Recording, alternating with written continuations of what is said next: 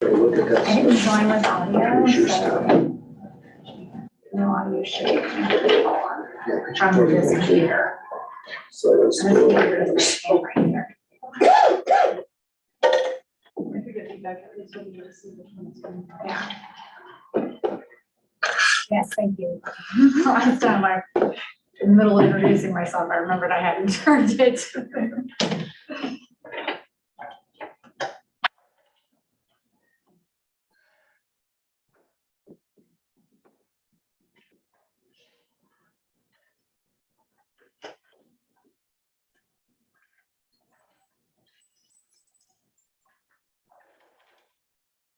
I verified, I have not joined with any audio on this computer, so it should not have any issues. Just thought it might be easier when witnesses, got a lot of, I think, remote witnesses today, so it might be a little bit better if you look at them on this screen.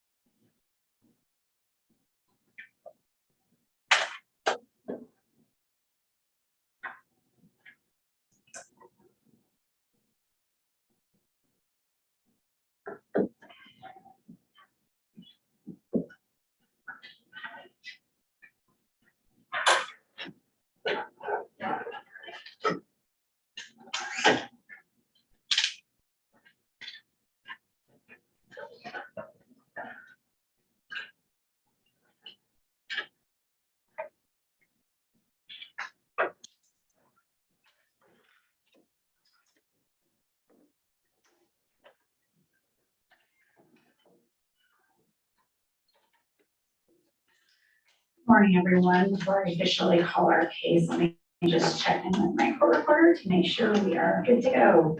Tracy, are you there and are you ready? Good morning, Judge. I'm ready. Okay, great, thank you. Now calling proceeding number 23A-0078CP. We were scheduled for a hearing pursuant to decision numbers R23-0605-I and R23-0306-I. My name is Melody Mirbaba and I am the administrative law judge who is assigned to this case. We are now in day 2 of the evidentiary hearing concerning the application of Purple Mountain Tour Company LLC for a certificate of public convenience and necessity. Before we get started, I just want to remind everyone that to be picked up by our court reporter, you've got to have your microphones turned on, so please turn them on now. Hold them close to you. Unless I'll try to do it again, remember to speak slowly and clearly.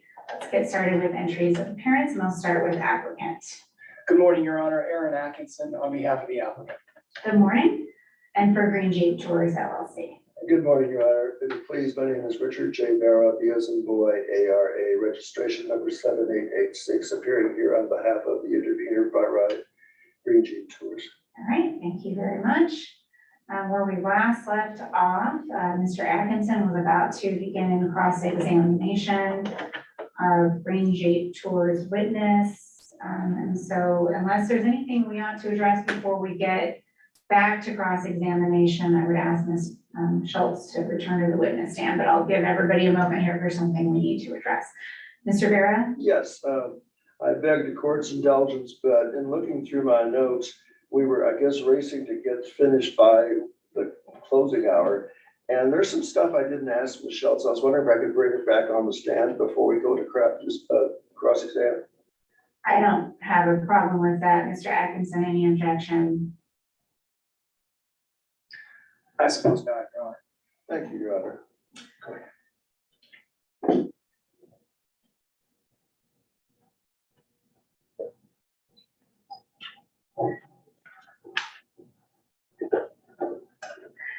And Ms. Schultz, please be sure to turn that microphone on. There will be a green light. You should be able to see that and make sure that you're close enough to it. And I'm not going to re-swear you. You are still under oath, but just for the sake of our court reporter, before Mr. Vera gets started again, go ahead and tell us your name. Nicole Schultz. All right, you may proceed, Mr. Vera. Thank you, Your Honor. Good morning, Ms. Schultz. When we left off, we were talking about your operations. Now, one thing we didn't talk about is what are the procedures? How do you book a tour at Green Jeep Tours? There's two ways to book a tour, online and then phoning in.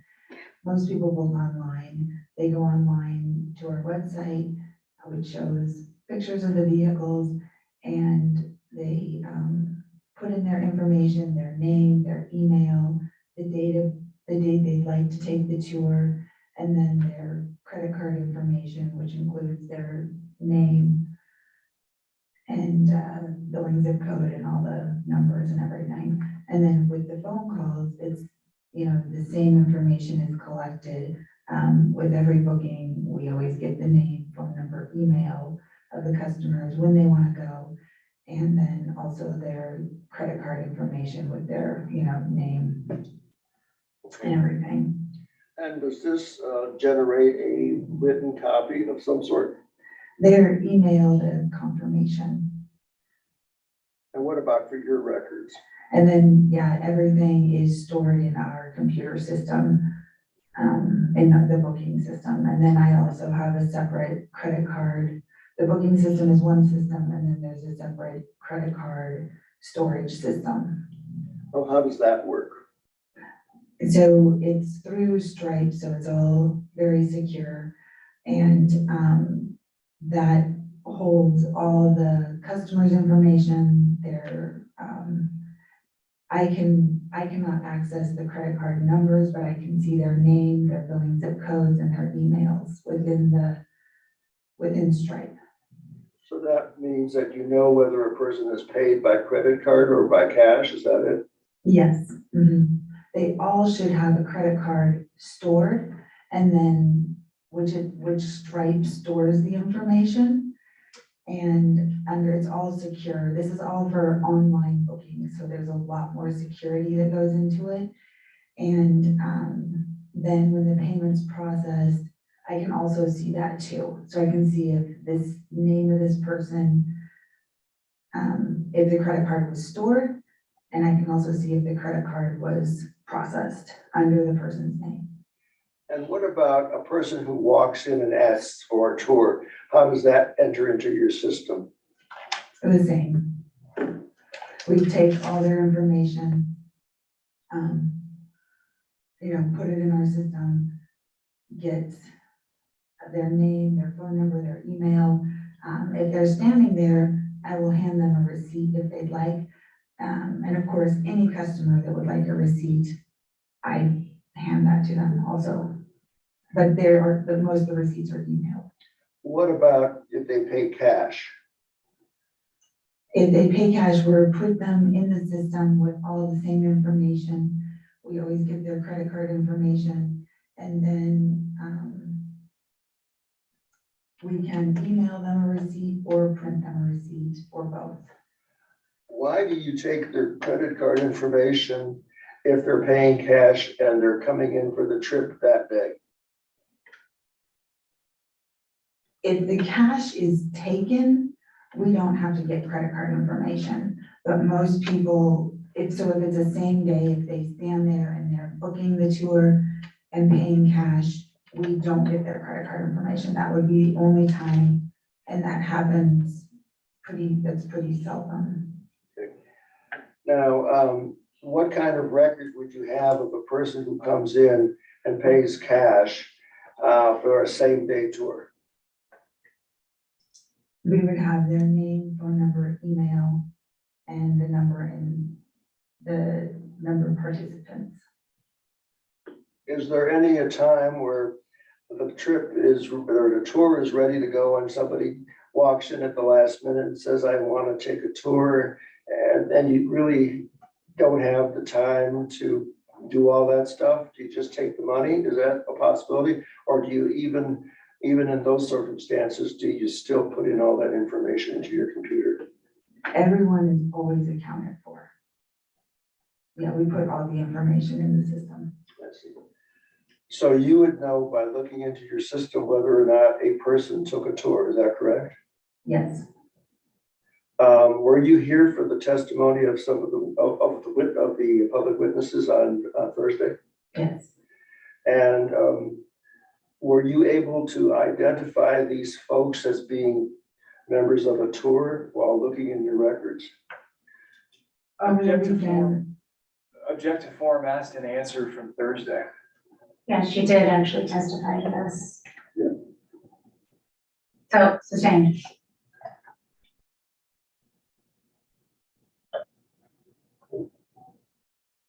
Which people were you not able to find in your system? Same objection. Different question. Well, Same objection. she did testify, but I mean, I don't know if you recall this, but generally she started off by saying those people who testified, and then there was an objection, and I said, we need identification of the individual she was not able to find in her records, and she identified the people she was not able. So this is cumulative evidence. She has testified to it. All right, just want to make sure we got that in. If there is somebody she didn't previously identify and you want to ask that question, that would not be cumulative, that would be a different question, but I will sustain this objection again. Was there anybody that you failed to identify in your testimony on Thursday that you, in further in looking on your records, you couldn't find them? yes. I looked for Jeff Courtright, who in his testimony stated that he did a tour, he paid with a credit card, and I went through everything and he is not in there. And when a person pays with a credit card, they have to use their name. It's their credit card, they use their name. And in his testimony, he stated he did a tour, paid with a credit card. He couldn't remember the date because no one was able to remember the date of their tours. Now, getting on into a different area. If I recall correctly, and I may be misremembering, but I believe that you couldn't identify from memory all the competitors you have in Estes Park in tours. Did you have a chance to review that over the weekend? A few more. There's one that I didn't mention is Heathen Creek Outfitters, who specifically uses a Jeep on their tour. They provide tours in Rocky Mountain National Park. There's Rocky Mountain Conservancy provides tours. There's the Hiking Mermaid, who does hiking, but she also does road tours. I believe Rocky Mountain Photography does tours. I don't know if I said Yellowwood Guiding or not. I think I may have. And I lost my train of thought. Rocky Mountain Photography and Rocky Mountain Conservancy, Sasquatch Tours, to name a few more that I don't think I named. Thank you. Now, how many vehicles do you have in your fleet? 7. Can you identify them? What are they? Objection asked and answered, cumulative testimony. I know that she had talked about her vehicles, but honestly, I can't say with certainty she identified the number, like beyond the number, which ones were which. So you may be correct, counsel, but I'm going to overrule it so that we have a complete record. You can answer the question. 5 Jeep Gladiators and 2 Jeep Wranglers. What is the seating capacity of each? Same objection. I'm going to overrule it because again, I'm not 100% certain that was covered, but counsel, this isn't an opportunity for you to redo your direct examination. You were supposed to pick up on areas that you didn't cover on Friday because you were feeling rushed. And I'm hearing a lot of questions that sound like you're redoing your direct that we covered already. I'm not doing it on purpose. Okay. I don't have them listed here. That's why we're doing it, because I don't have an independent recollection of asking those questions. I'm sorry. But I just want to make sure we have a complete record. Okay, well, let's try to do better. Let's not redo our direct. I'm not going to waste time. 13 in 5 of the vehicles and 10 in 2 of the vehicles. And how do you maintain your vehicles? I work with,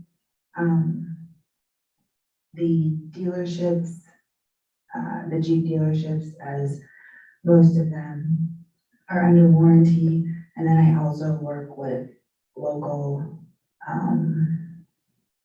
mechanics, because sometimes things have to be fixed in Estes. They can't make it to the, Jeep dealership. Okay, now, how do you find out that a vehicle may need repairs?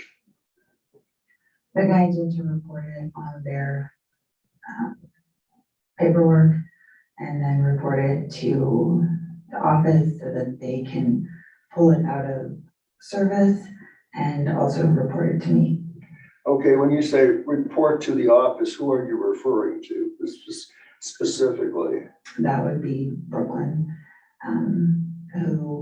and Deborah, and then, Brooklyn was in charge of vehicle clearance, so she was in charge of that. Deborah was under Brooklyn, I guess is what I would say. Okay, so Brooklyn was in charge of the office, Mhm. and for what period of time was that? I'm not sure of her first day, but I believe her last day was November 6th. I think her first day was maybe the end of April 28th or something like that, of 2022. And when did Zach start working for you? They worked the exact same days. So the end of April and I believe November 6th. How do you know that they worked all the same days? That was the agreement. When they started working, Brooklyn doesn't drive, or didn't drive. And so Zach, she really couldn't work without him working. And so they would always come up together and go and, work together and leave together. Now, were you here for the testimony where somebody said that an unidentified person came out of the office saying they couldn't get a tour that day? Were you here for that testimony? Yes. Now, how many drivers do you have? I think last year, maybe like 15 to 17 or something like that. And do you ever recall a time where every single vehicle was out and there was no ability to give another tour? No. No. And if there was a situation where drivers didn't show up and someone wanted a tour, what is your backup? Me. I also guide. I see. Have you had to do that this past summer? Yes. How many times? I think 3. 3 times. And so you accommodated the passengers, you never turned anybody down, is that correct? No. Is that correct? Yes, that's correct. We didn't, I jump in and guide. Okay, thank you. I think that's all I have. Thank you so much. Cross-examination? Thank you, Your Honor. Good morning, Ms. Schultz. I want to go back to your testimony from Thursday regarding how the business began and that sort of thing. Green Jeep Tours initiated sometime around 2011? 2009. 2009, thank you. And from that point forward, well, when you came to Estes Park and instituted Green Jeep, you had a certain business plan to develop? Mm-hmm. Said yes. Yes. Sorry, we have to have an affirmative answer. Yeah, sorry. And part of that brand involved, of course, Jeeps. Yeah. And the Jeeps would be green and do tours throughout Rocky Mountain National Park. Yes. And The experience there was an open air experience with passengers in the rear of the Jeeps. Yeah, they have convertible tops and sides. There are convertible tops and sides. Let's talk about the tops for a second. What are the tops fabricated of? Vinyl coated PVC, I think, or something like that. And that's material that you source, What do you mean? meaning you buy the material Yes, and then you have someone install it. I sometimes work with companies, but they don't like working with this material, So you install it yourself. with the systems. Who assists you when it's installed? I have one of my mechanics assist me. You employ a mechanic? I hire them to do work for me, yeah. This is a mechanic from Estes Park. Yeah, How are the tops affixed to the substrate of the Jeep?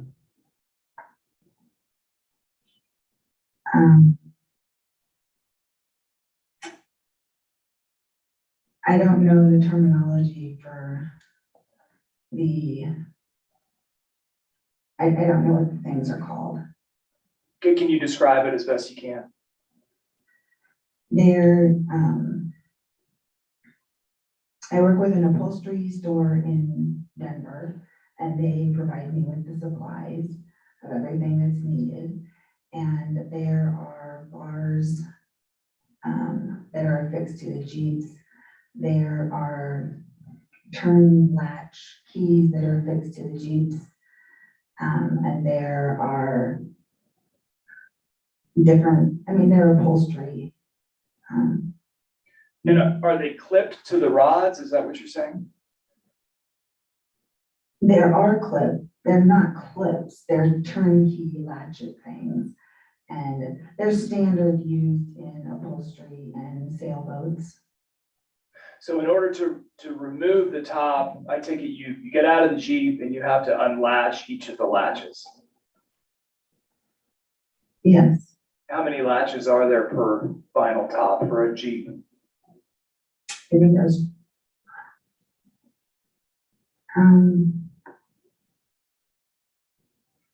four that to remove the top, or 4 or 6 to remove the top, but you don't remove the whole top.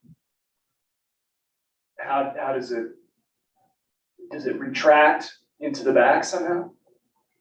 We roll it, and the front part of it stays adhered to the Jeep. That's an explanation of the top. You also mentioned the sides. Are the sides aftermarket fabrications, or do they come from Jeep with the sides installed? They're aftermarket.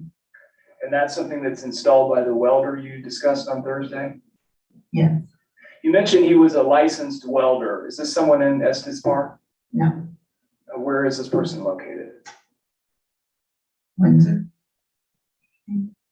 Who licenses welders, to your knowledge? They go through a certification. And through what body?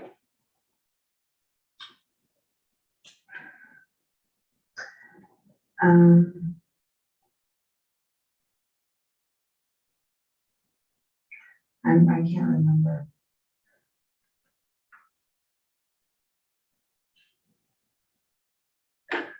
So going back to your brand, you chose to use Jeeps for your tour system instead of some other type of car. Yes. And had you owned a Jeep before 2009?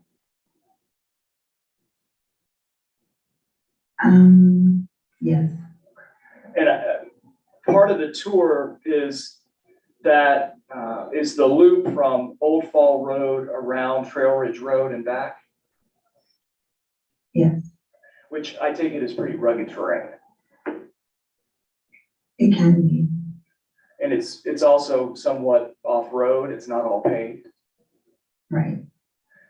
I take it there's probably some grade, some steep grades that are driven up and down. I'm not really qualified to make that statement. I don't know what the grades are. Well, I'm not asking the specific degrees of the grades. I'm asking you if there's steep drives on this drive. Or you're going up in elevation. And it's a fairly steep elevation rise throughout that tour. And I don't know what the, I mean, you're asking me to say something that I just am not comfortable saying. You don't know whether it's steep or not. I don't know what the grades are. Can we agree that it's steep? Objection has to I- be answered. Oh, Overruled. I live, have a house on Aspen Avenue, and that is steep. The Rocky Mountain National Park is not that steep. Okay. It's at least steep enough that there's a fairly significant temperature drop from the lowest elevation to the top on this tour. It changes 15 degrees.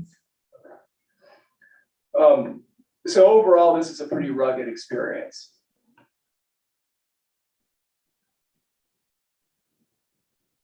I don't think it's that rugged. You don't think so? Okay. I take it from time to time, there are storms and rain that occur during the tour? Yes. And sometimes customers get rained on. Yeah, that's why we have tops and sides. And so at that point, the driver would stop, get out, and restore the top over the rear cabin. Mhm. Is that a yes? Yes, I'm guessing that before the tours, someone advises the customers, you might get wet if there's a storm or if it rains. we show pictures of the vehicles on our website, and they have tops and sides, and we tell people, hey, wear a jacket, because we will also be getting out of the vehicle. We do send along ponchos, and it is the guide's job to put the tops on if necessary. And that's a little different than my question. My question was, do you advise customers before they get on the tour, there's a chance you're going to get wet?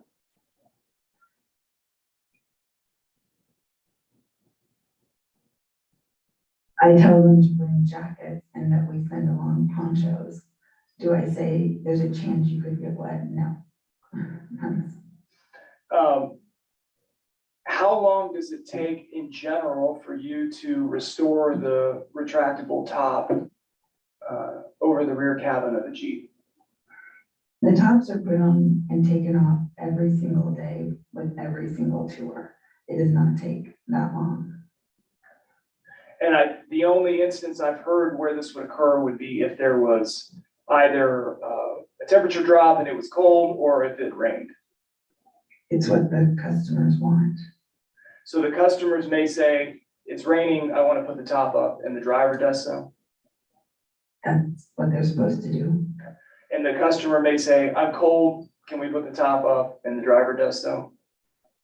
Yes, So your understanding from dealing with these customers is that those aspects of comfort are important to them.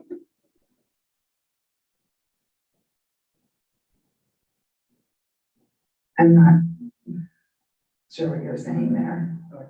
You have retractable roofs so customers don't get rained on. Right. Right. And it's because customers are concerned about getting rained on during a tour. Objection calls for conclusion. Overruled. Yeah, we put tops and sides on to change with the weather. Because from Green Jeep Tour's perspective, those aspects of comfort are important to provide to customers. You want customers to be comfortable. Yes,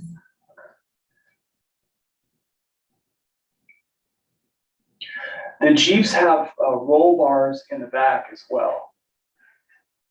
yes, And those roll bars are not fabricated at the factory, they're attached aftermarket? Yes. And that's by the same welder? Yes, the Jeeps also have fabricated roll bars within the Jeep. We only add more. And do you source those materials, the roll bars that are aftermarket? When you say source, does that mean I go out and buy them? That does mean that. That is left to the professionals, not me, Who is the professional? the welder, the fabricator. What is his name? Hmm.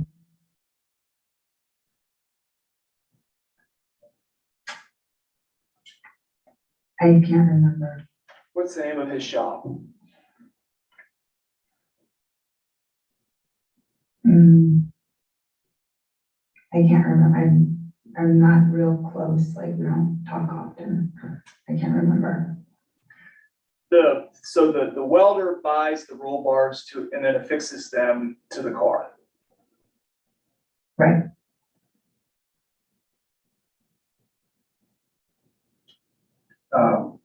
Does the welder also affix the bench seats in the rear of the Jeeps to the substrate?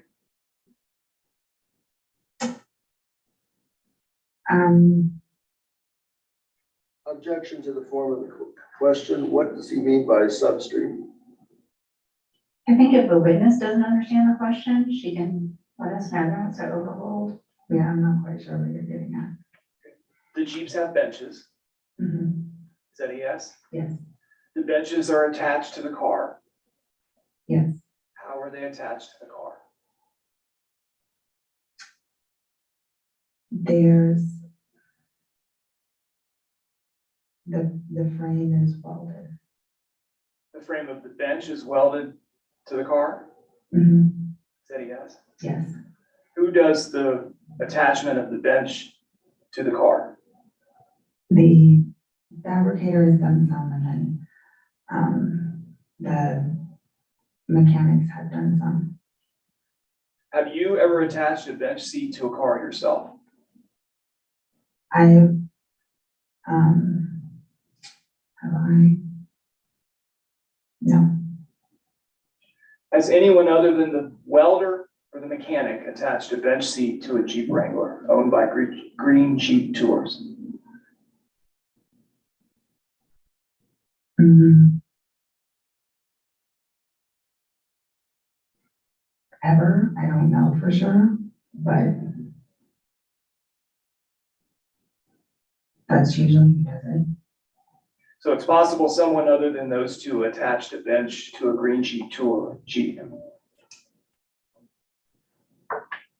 Yes, in 14 years it's possible.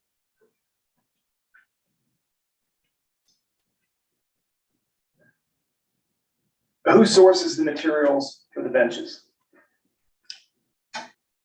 I've worked with upholstery jobs and I've done it myself.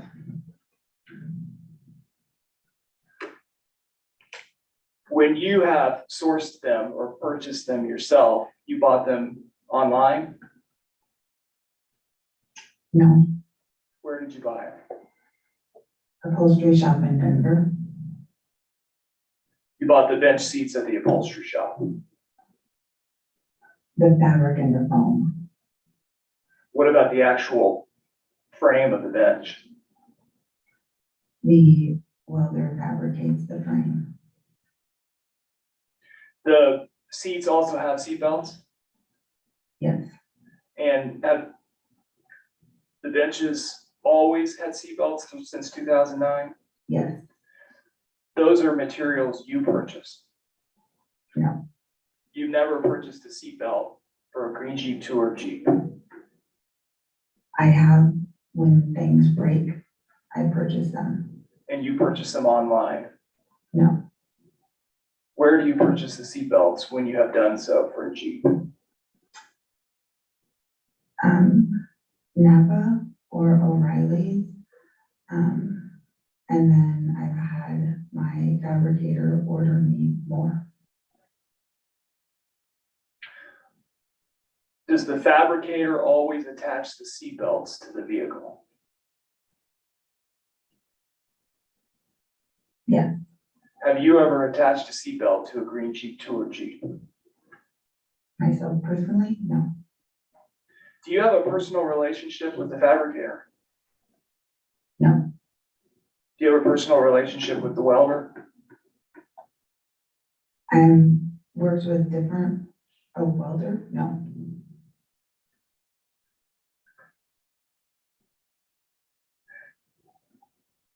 I take it that having the welder do these installations, including the seatbelts, is because Green Jeep Tours is concerned for customer safety. Yes, and they're experts, I'm not. So in your opinion, Green Jeep Tours' opinion, safety is an important concern for customers. Yes.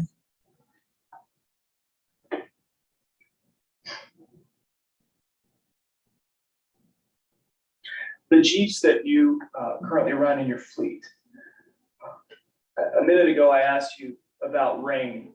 I take it from time to time, the Jeeps probably get rained on and in. Mm-hmm. Is that a yes? Yes, they get rained on. And they probably get wet inside the Jeep. It can a little.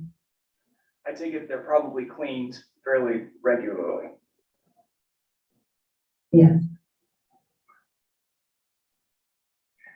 Do the Jeeps have vinyl or leather interior?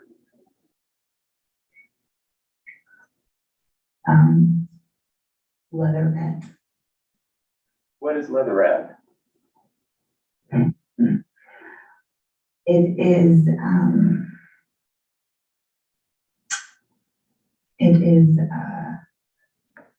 leather not sourced from animals. So it's synthetic. Yes. And the Jeeps have aftermarket stereo systems?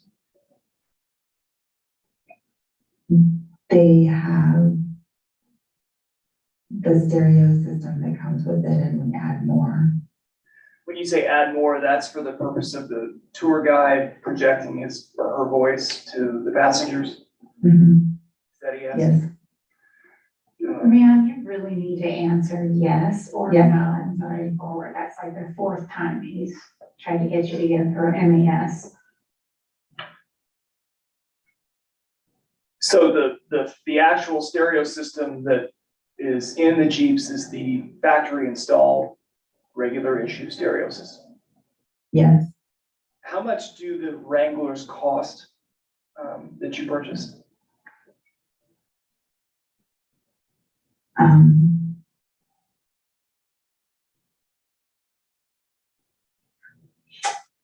I am really guessing, but it's probably $38,000 in 2017.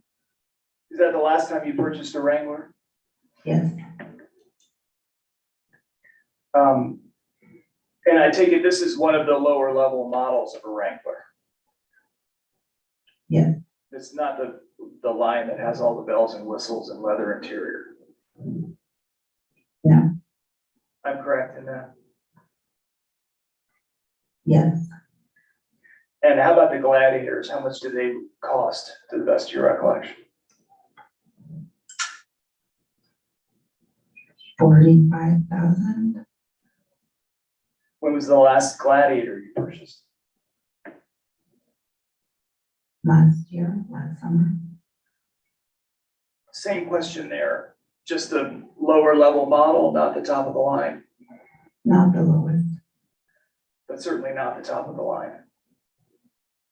No, And I'm correct there. not the top of the line. And the Gladiators also don't have leather interior or aftermarket stereo systems. We add to the stereo system. Just like we discussed with the Wrangler. Yeah, so there are some aftermarket additions. But no leather in the Gladiators. No leather seats. the Wranglers and the Gladiators don't have any type of beverage service, any coffee bar or anything like that? We take water and granola bars or a different sort of snack. Right, but that's not the question I asked you. The Gladiators or the Wranglers don't have a coffee bar? No,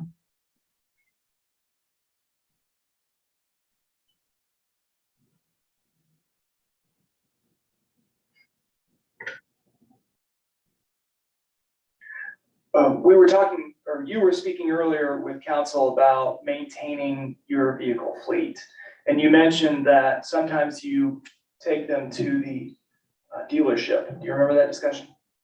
yes, It's your understanding from owning these vehicles that that's only for warranty repairs? no, So you take them to the Jeep dealership for regular oil, lube, and filter maintenance. sometimes, And sometimes you take them to local mechanics at Estes Park for that type of service. yes,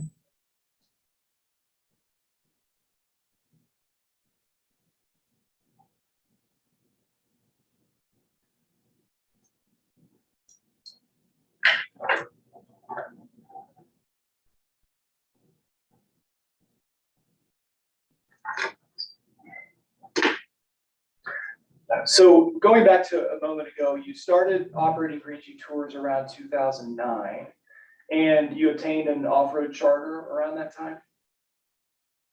yes, And you're familiar with the off-road charter or ORC permit?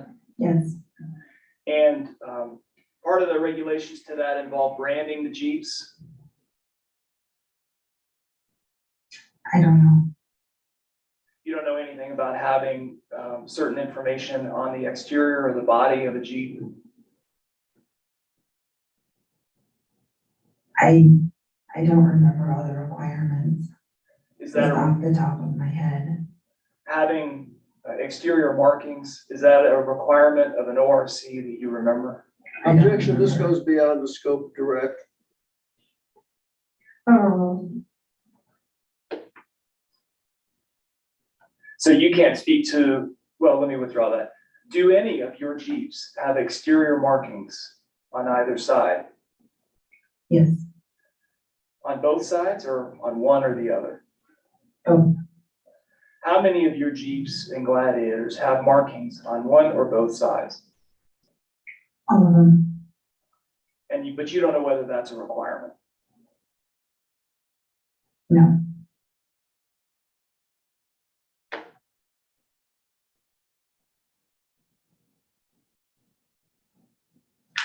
And it's fair to say from 2009, around that time when you got your first ORC permit, you were operating pursuant to the ORC until you obtained this year's CPCN. I'm gonna have to repeat that. This year you got a CPCN. Mhm. Is that a yes? Yes, You didn't have one before then. no, You had an ORC. yes, And that's for the time period of 2009 up until this year. no, You had time periods during then which you did not have an ORC. yes, And during those time periods, you were running tours. yes,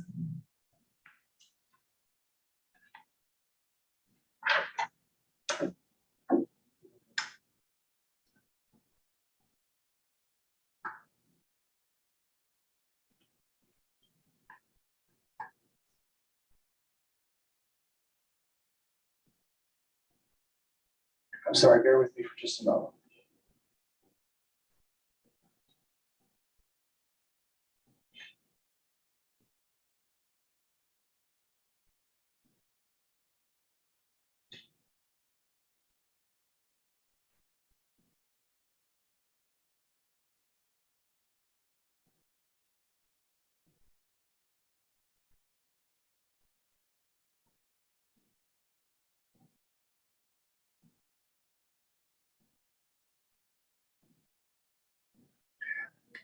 Ms. Schultz, you had a permit ORC permit canceled in December of 2015?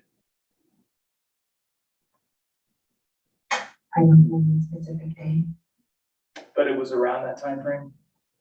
probably. And that permit remained canceled until 2022?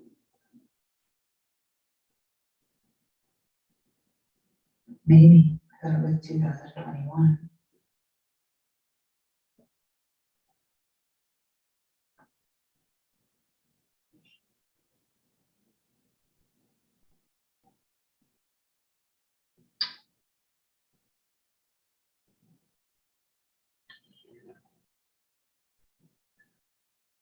In our box, I have some exhibits. They are in rebuttal exhibits. And the one I'm interested in is 128. Please.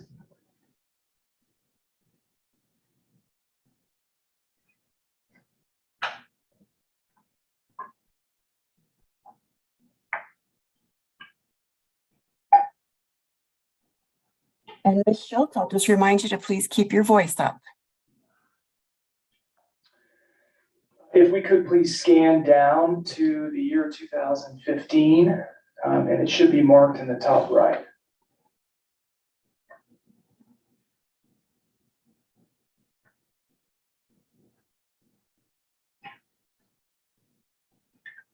Let's go, I'm sorry, I think we've gone a little bit too far.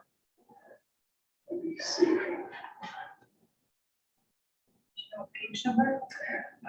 I should know here momentarily, I'm sorry.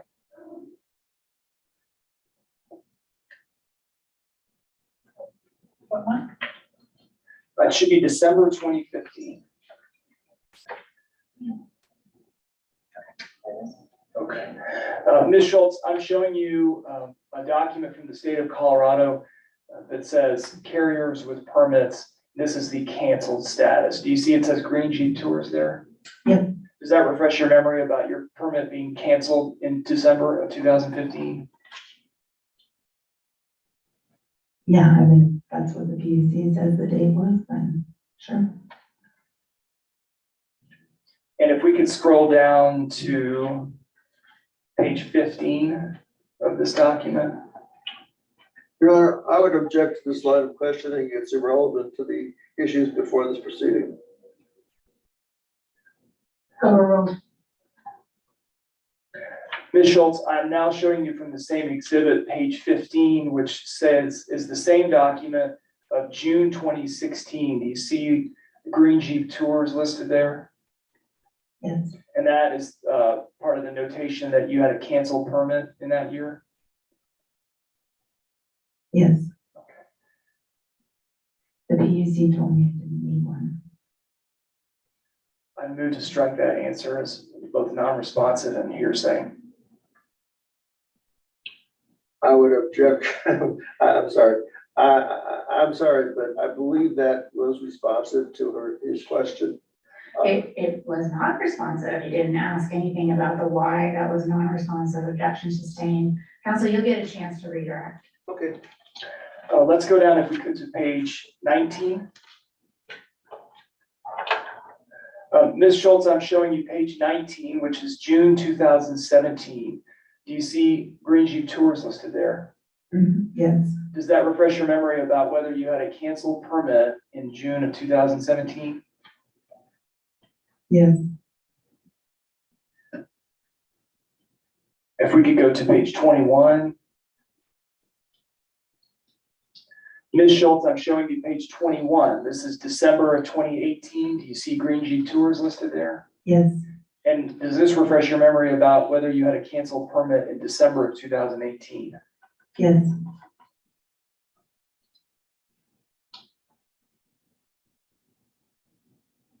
Now I'm at page 27, please.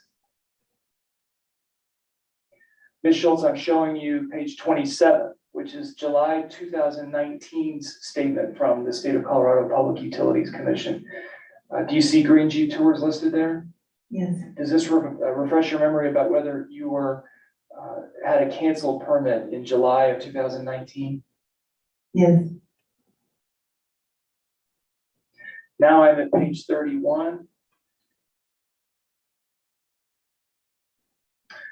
Ms. Schultz, I'm showing you page 31, which is August 2020 from the Public Utilities Commission.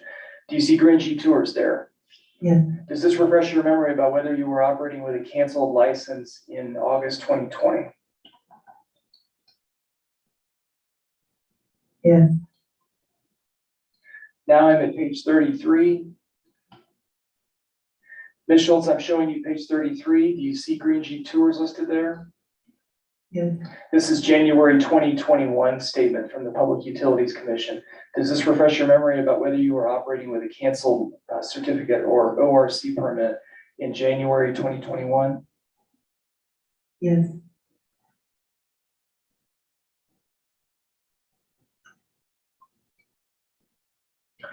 And now I'm at page 37. Ms. Schultz, I'm showing you page 37 of this document. It is a statement from January 2022 from the Public Utilities Commission. Do you see Green Jeep Tours listed there? Yes. This permit status says active.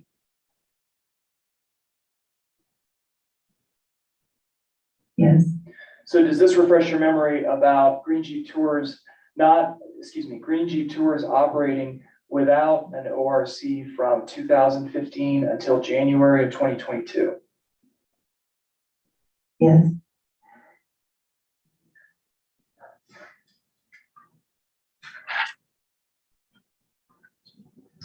Earlier, talking to council, you were speaking about your tours and your online booking system. I want to ask you a few questions about that.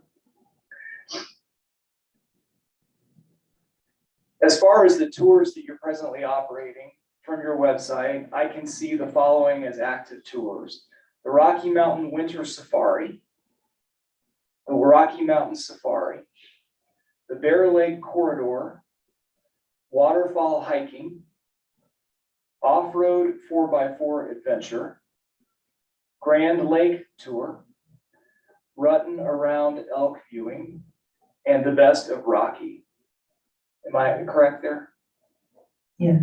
So presently, you're not running a tour called the Rocky Mountain Experience. No, we used to. Okay. And that was some time ago. 2019 or 20.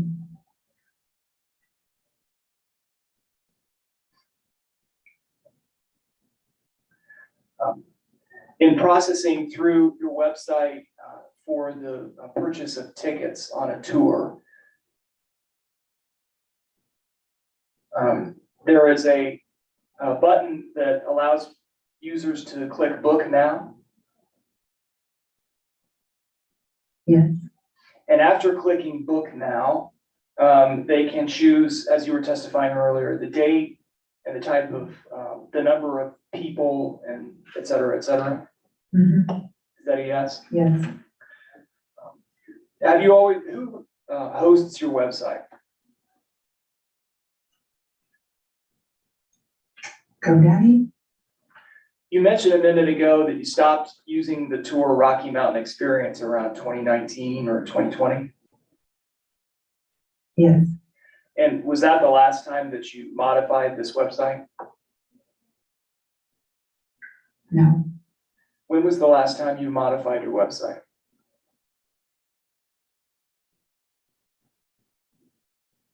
Slight modifications. You know, I don't know, maybe every year there's slight modifications. What is a slight modification that's done yearly?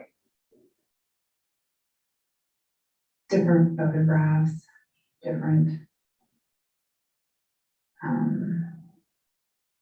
different wording, different things. Different wording, different photographs. Are they all aesthetic changes that are done yearly? Versus what? Are the aesthetic changes that you do yearly as opposed to more structural changes to the website?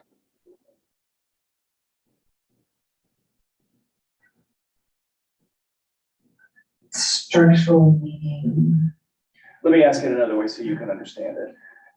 Other than photographs and text, what was the other change that you did and when did it occur?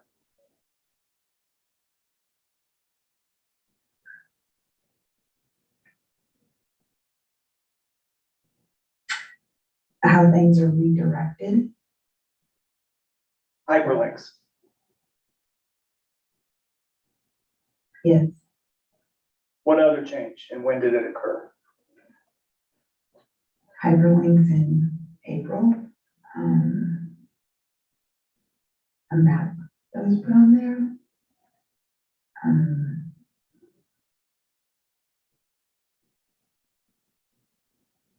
Anything else? The tours and tours availability. I take it the booking section of the website has remained consistent over the years. Booking section.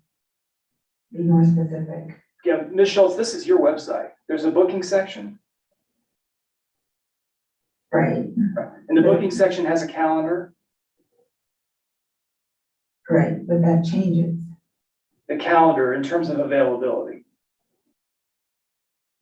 Yes, but the calendar itself has been there consistently over the years. I haven't used the same booking system. When did you change booking systems? I've used a few booking systems. When did you last change your booking system?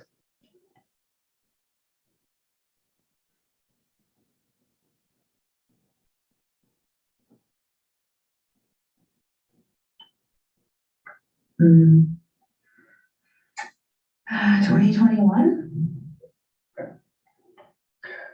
Since 2021, the calendar has been a part of the booking system on your website. Yes, Since 2021, the question 2, how many are going, has been a part of your booking system on your website. yes, Since 21, the select time function section on your website has been there. yes, Okay. Under section 2, how many are going? There's 2 different sections of text. The first line says adults, and someone can choose the number of adults who are going to be on the tour.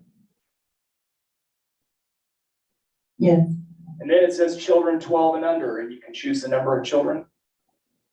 yes, And the next 5 lines are private groups. yes, So in 2021, if I wanted to buy a ticket from Green Jeep Tours, 1 ticket just for me, I would log onto the site and type 1 and proceed through the booking system.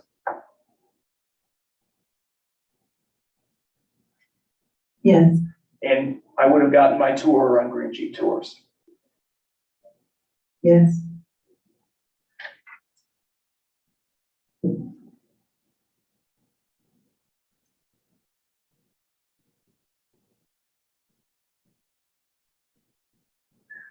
You also mentioned that one of the changes on the website was to add a map.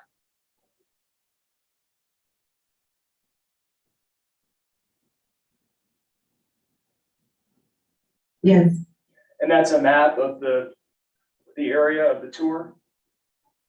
no, What is the map of?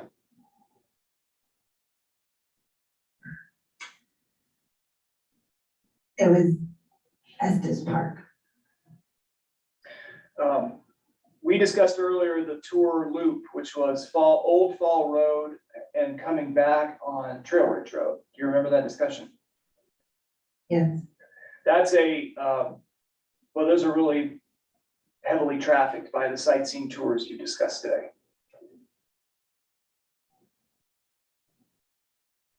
I don't know what routes other companies take. I want to make sure I understand. Do you understand you're under oath today?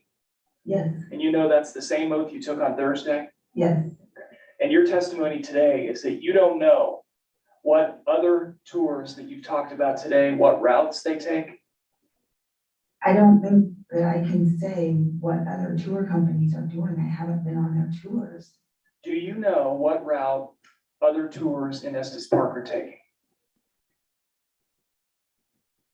I mean, I can guess, but I haven't been on their tours. I didn't ask you if you've been on their tours. I asked you if you know what route they are taking.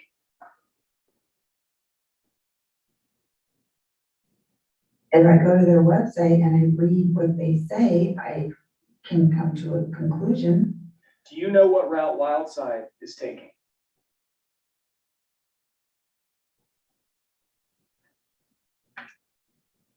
I have a very good idea what Wildside does. And it's the same route. The one route is the same. They have different options of tours. And you know that a lot of tour companies that you talked about are also taking the Ball Ridge Road to Trail Ridge Road route. Fall River Road to Trail Ridge. Thank you for the correction. You're aware of that? Yes, Green Jeep Tours was the first tour company to do that route. While it didn't have an ORC. No, it did, it was 2009. Thank you.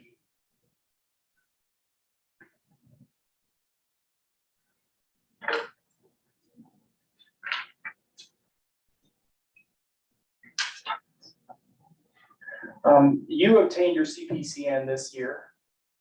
Yes, And when you obtained your CPCN, there were other tour companies that were operating tours in Estes Park. yes, And you remember today and Thursday, you going down a long list of various tour companies operating in that area. yes. And when you applied for your CPCN, all of those companies, to your knowledge, were operating tours in the area. I don't know about last year. When you obtained your CPCN was this year. Oh, this year, I didn't look in April. That Some they of were them, operating. some of them, yes, I'm not sure about all of them. Some of them objected to your CPCN application, Yes, including which companies? Estes Park Trolley, Estes Park Tours.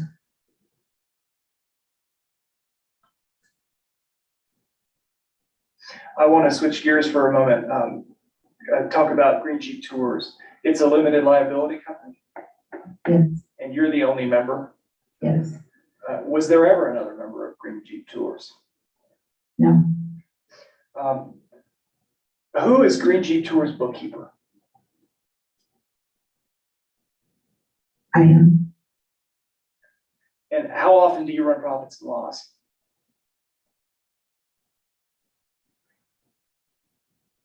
Meaning, Meaning a financial statement. oh, how often do I run Correct. it?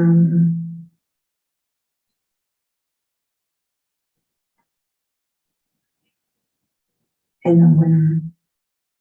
Okay, so I'm not sure. you haven't run a profit and loss in 2023 for Green Jeep Tours. No, And you haven't run a balance sheet either. no, Do you use QuickBooks? yes, QuickBooks has a login credentials, yes, and it's your credentials for the QuickBooks account, your username and your password. yes, No one else at Green Jeep Tours has access to the QuickBooks account. no, I'm sorry, I just want to make sure I'm No. clear. Because of the way the question and answer came, I want to make sure I'm clear. I'm correct that no one else besides you has access to the QuickBooks account. no, Someone else does. no one else. Thank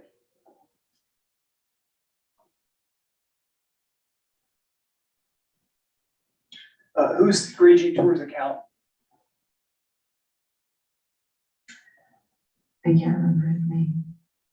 You don't do your own taxes. I can't remember what his name is. That's a little different than my question. My question is, you don't do your own taxes. I do the bookkeeping, or I do, the data entry, and then they review it.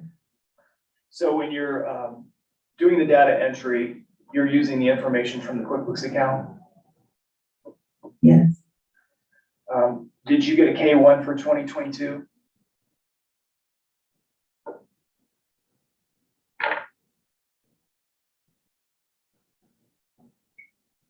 Yes, I think so.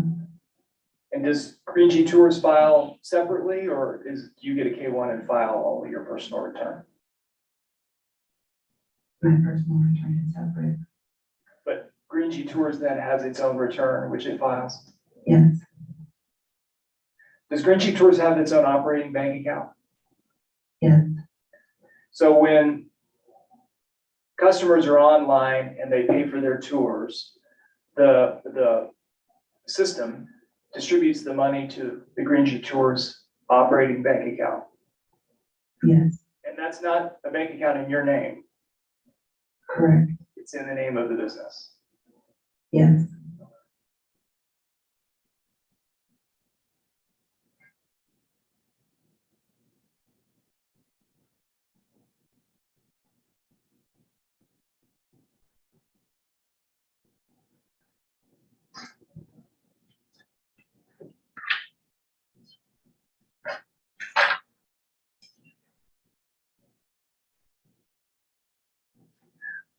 Aside from QuickBooks and the online booking system, are there any other applications that the business uses? Salesforce, anything like that?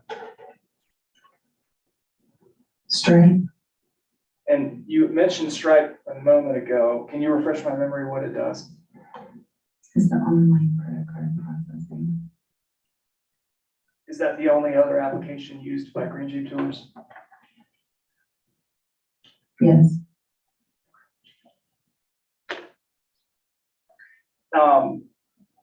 Stripe has login credentials as well. yes, And there are multiple people who have access to the Stripe account associated with your business. no, How many people have login credentials to Stripe?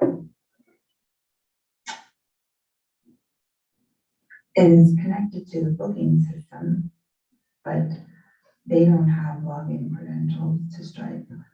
The booking system has login credentials. It's separate. What's the name of the booking system?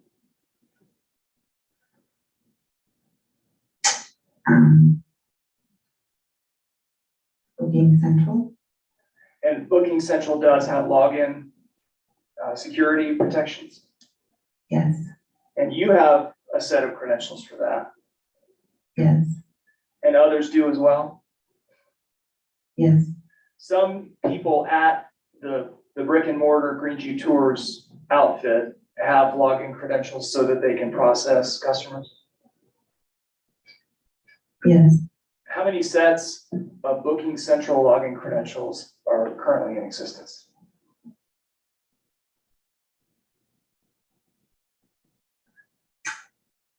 $15, And who is the administrator for Booking Central? I am, So if you're the administrator for Booking Central, you're the one who establishes a new account for a new user. yes, And you do that online at somewhere in their application. yes, Is a new Booking Central account created each time Green Jeep Tours hires a new employee?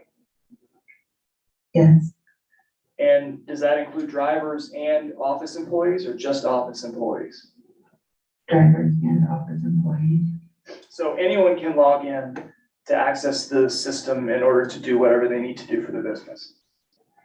in their personal account. They can log in. And then when the person leaves employment, you shut that account down, just like you created it when they started employment. Yes. Although sometimes I was delayed this year.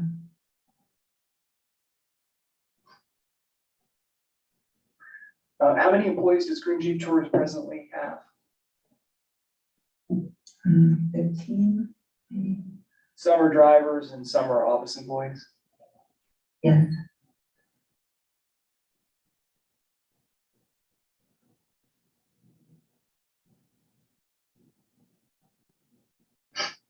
Does Green Jeep Tours employ anyone who works from home?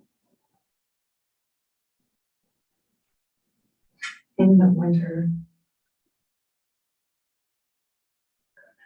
Who was the last employee who worked from home throughout the winter? Julie Nikolai, And how about before Julie?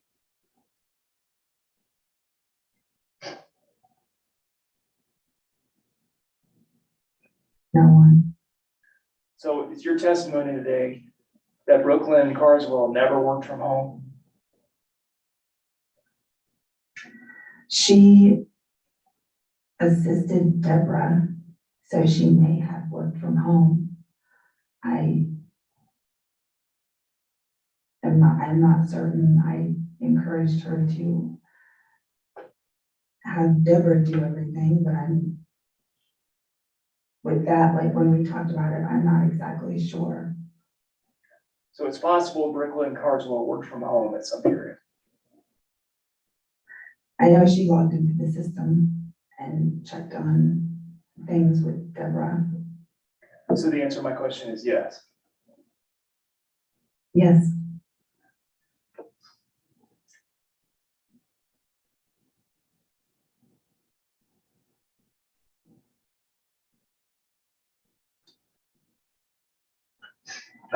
Let's talk briefly about the active and inactive seasons that you discussed on Thursday of Green Jeep Tours. I understand from your testimony, the most active season of Green Jeep Tours is during the summer, yes, and the other seasons are nowhere near as prolific as the summer. correct. And would you say Green Jeep Tours gets the lion's share of its business in the summer months? Yes. Probably well over 90%, Oh, I need a lot. certainly more than half. Yes,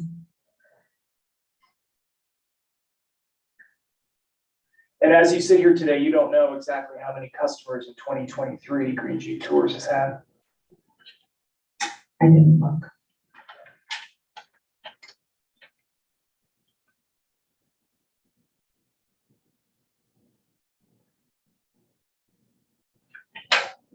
It's safe to say it's somewhere around, well, let me withdraw that. Year to year, you do the books in the winter. Yes, And I take it in conjunction with doing the books, you're looking at the performance of the year. yes, So you have experience in that time period of looking at how many customers Green Jeep Tours has serviced. yes.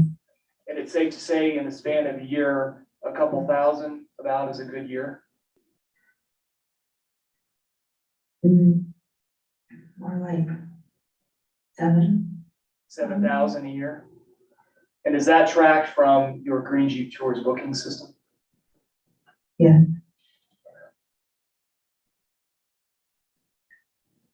The Booking Central also provides statements of the revenue from tickets sold. Yes, But it's not as though that system discusses expenses or other business liabilities.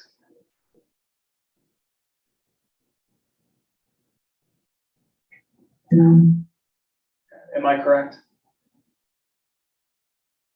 I'm correct that it does not provide any other data other than ticket sales. right.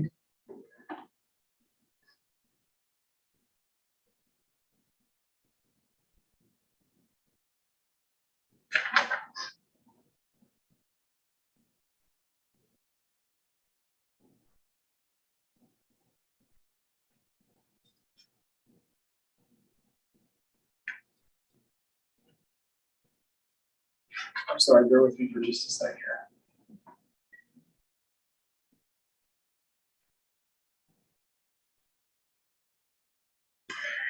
Going back to the Jeeps for a minute, another amenity in some of the Jeeps is a heating, bench heating system. That has been uninstalled. So none of the Jeeps or Gladiators at present have a heating system in the rear cabin. There is one partially installed. One, auxiliary heater. and is that in 1G?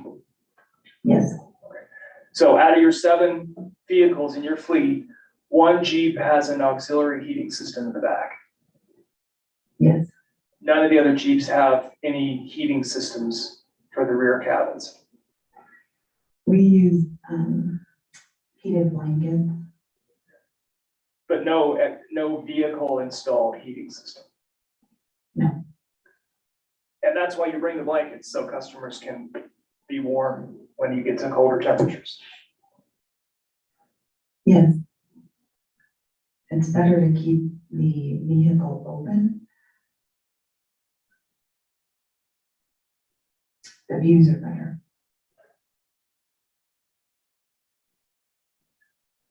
And is that because with the sides and the top on, first of all, you can't see above you. Oh, it's the sky. I mean, Is it transparent, the covering on the top?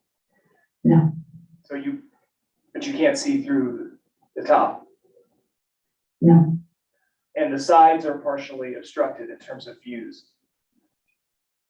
no, Okay, so is it fully panoramic on each side when the sides are up? yes.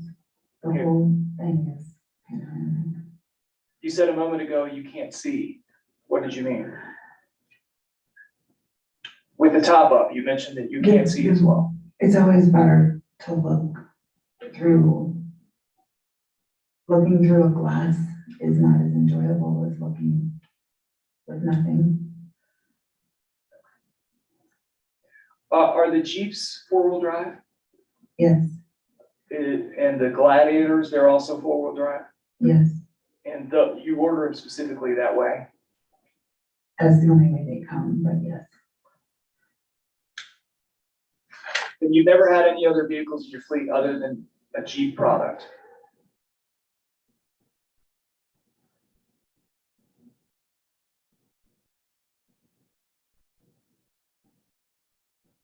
I'm thinking if I'm answering correctly. Hmm.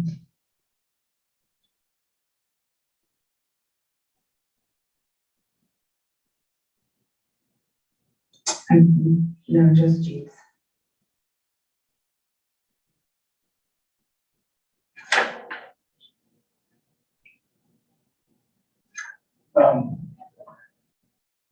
To your knowledge, let me withdraw that. On Thursday, you were discussing employees and discussions some of your employees or one of your employees or whatever may have had with either Mr. Bug or Ms. Carswell. Do you recall that comment? Repeat that. You mentioned on Thursday that one of your employees or some of your employees had been in discussions with someone from Purple Mountain Tours regarding employment. Yes, To your knowledge, none, aside from Ms. Spitz, none of your employees have gone over to Purple Mountain Tours? Craig did. And I'm not sure about anyone else. What is Craig's last name? Caraco, And he was a driver, yes, and he was employed by Green Jeep Tours in 2023. yes, When did he leave? I believe he did both, Drove for both companies. yes, Is he still employed with you? yes, And then you heard Ms. Spitz testify that she stopped work in 2022 yes, because it was the end of the season. yes,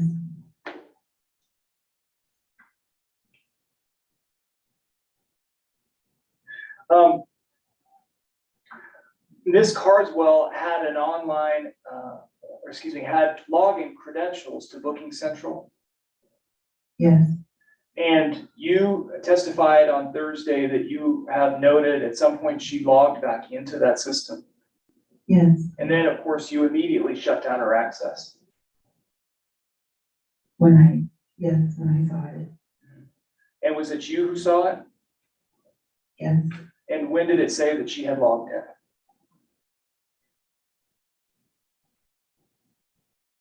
January 29th, 2023. And you testified earlier that the booking central doesn't maintain the credit card or customer information. That's maintained with Stripe. Yes, And again, in terms of what booking central shows financially, it's limited to ticket sales. no, it shows it all. It doesn't show expenses, right? It shows all the revenue. It shows all gross revenue, Yes, which in your business is ticket sales. yes.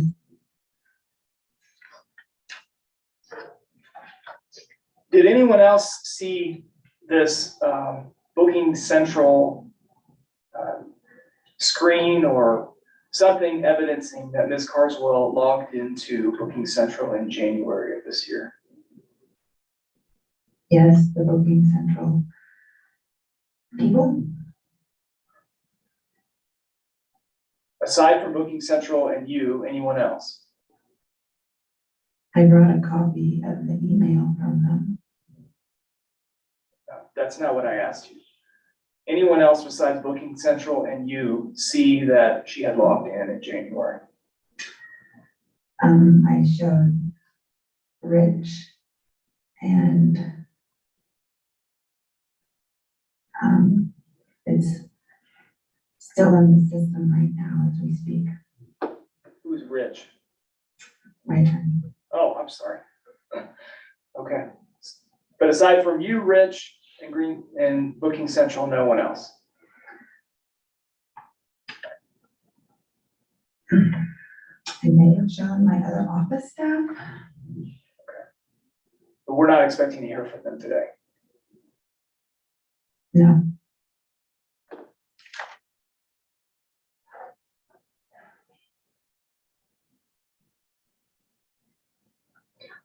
Your Honor, I tender the witness. Thank you.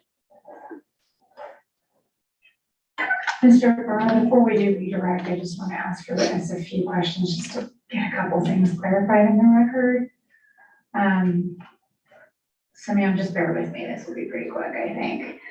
You mentioned an employee named Craig Caracca. By any chance, can you spell his last name for us so we can have it clearly in there? I think it's Carrico, Caraco. Thank you. And there's a lot of talk about you getting, Green Jeep getting at CPCN in 2023, but I never heard a date. Can you tell me when was the letter of authority granting the CPCN to Green Jeep Tours actually issued? It was April 2023. That's better than what I had in the record so far, so thank you for that. And then there's been a lot of talk about Gladiator vehicles that you've used. Am I understanding correctly that the Gladiator vehicle is basically a Jeep in the front and a pickup truck in the back? Is that a fair description? Yeah, instead of being enclosed in the back, it's open. Does it look like a pickup truck in the back, like a pickup bed in the back? Yeah. And are those the vehicles, when you were talking about the modifications that were being made, were the modifications being made only to the Gladiators? No modifications are to everything. Okay, but the modifications in adding bench seats, was that just to the Gladiators? To the Wranglers also. Okay, all right. So you would have taken out whatever kind of seats they came with and put in bench seats in the Wranglers as well? Yes. And then with the Gladiators, were you adding bench seats where the sort of pickup truck-like bed would be? Yeah, all the tops come off, so then all the Jeeps have tops that are removed, and so we remove the tops and then refabricate. Pretty traditional Jeep tour, like. Okay, so I don't have any pictures, I'm just trying to get an image of it in my head, what the Gladiators look like once they're modified. So if I understand correctly, in the back, where the sort of pickup truck like bed is, you'll put bench seats in, you'll add roll bars and covers, which you talked about a lot, is that right? Yeah, so the top on the vehicles, like, yes, it's a pickup truck, but the whole top comes off. So when the top is off, it looks like a Jeep because it looks like a Jeep without a top on it. And then normally in a Jeep, you take this whole top off, but on the Gladiators, it just has a flatbed. And so we take the top off and then we kind of like enclose the front to the back. And so then, you know, you can hold hands with the person that's in the cab, shall we say, like they're right there. Okay, So so it's all connected. thank you, that gives me a much better picture and image of these vehicles. How do people get in and out of those Gladiators if they're sitting in, you know, sort of back of, like the back row? It has regular seats in the vehicle to start with. And then we don't typically sell those, we leave those open so people can move from the back to the front if they would choose. Even though there's 13 seats, well, 12 passenger seats, plus the driver, we typically only sell 8 of them just for comfort level. And they can sit in the back, and then there's steps in the very back. There's 3 steps up.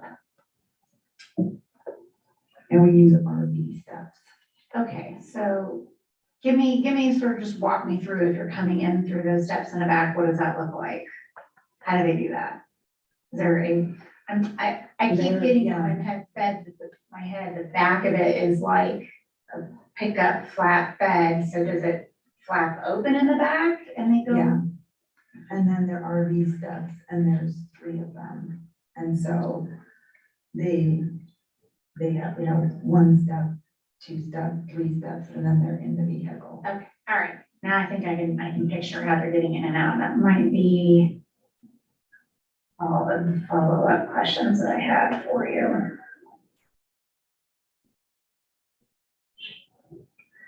And then we put tops on it and sides on it to enclose it. Oh, you know, I did have one other question. Before you got the CPCN, and this is just simply because I'm just not sure, did you apply for and get a temporary CPCN? No, Okay, that's all I had, thank you. And Mr. Barrett, let's see, it's about 9:26. I'm sorry, 10:26. We usually take a little recess right around 10:30. Maybe it would be a good idea to do that a few minutes early. That would be great. And then we'll pick up on redirect at 10:40. So we'll be in recess until 10:40.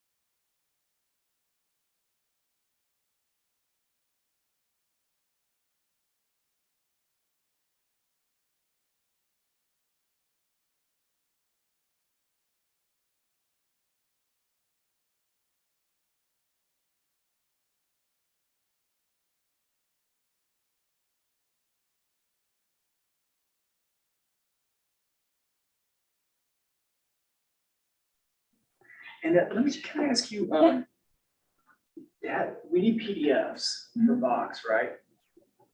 Does anybody ever like project a website? It seems like I'm trying to figure out a way, and I can do PDFs of pictures from the website.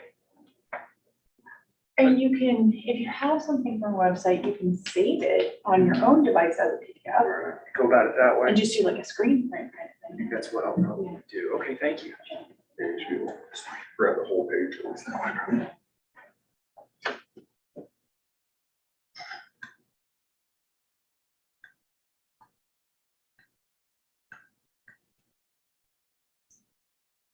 Actually, it's just text.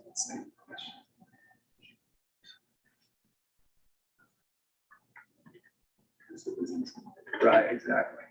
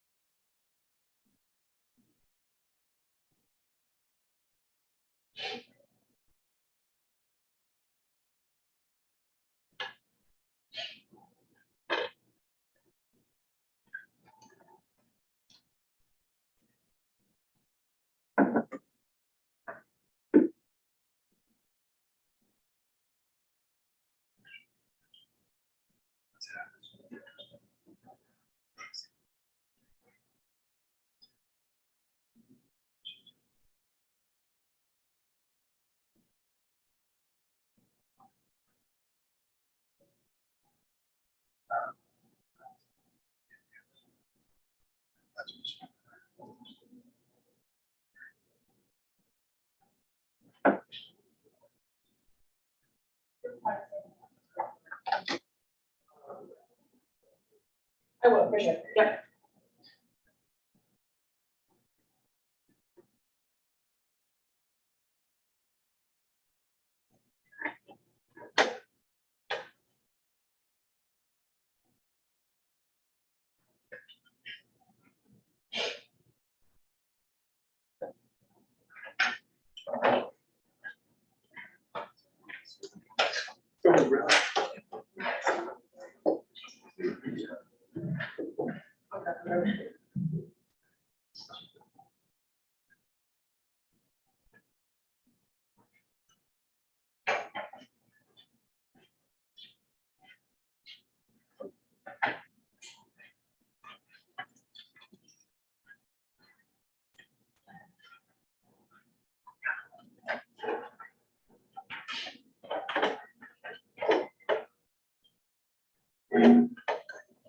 Okay, before we go back on the record, let me just check in with my court reporter. Tracy, are you with us? I'm here, Judge. Okay, we'll go back on the record.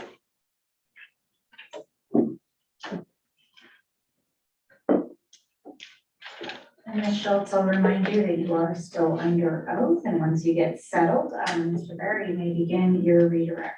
Thank you, Your Honor.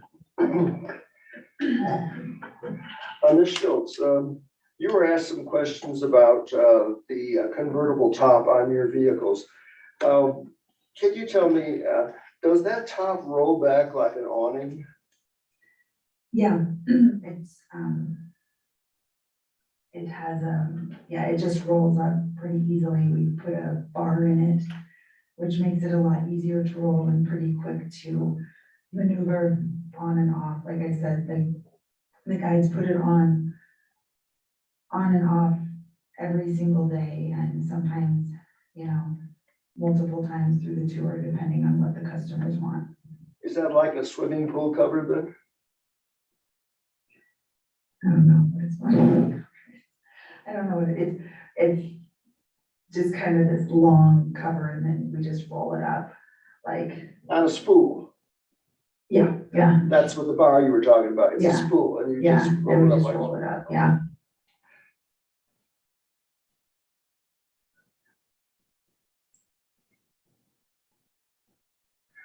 Does the top attach to the roll bars? Yes. Okay, now, we talked a lot about roll bars, but what are they? they are installed, knock on wood, that there's any sort of collision or problem to protect the passengers. And how many do you have on each vehicle?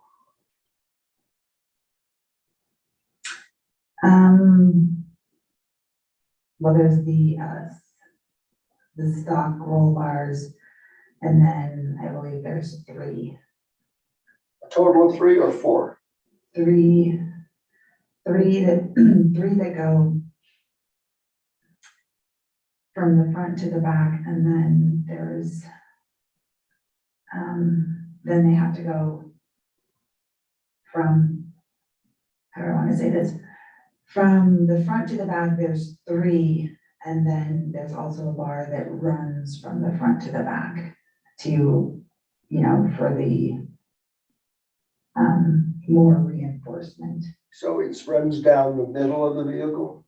Yes, And then you have those other 3 that go transverse across the vehicle. yes. And these are for what purpose? If there was a collision or any sort of accident or something unfortunate, then they would be protected. So would that include a rollover? Yes,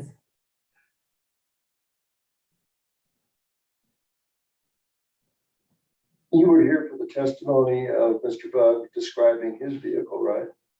yes. Did he describe any roll bars in his vehicle? No, it's glass above. Okay, now why did you choose Jeeps when you first started your operation?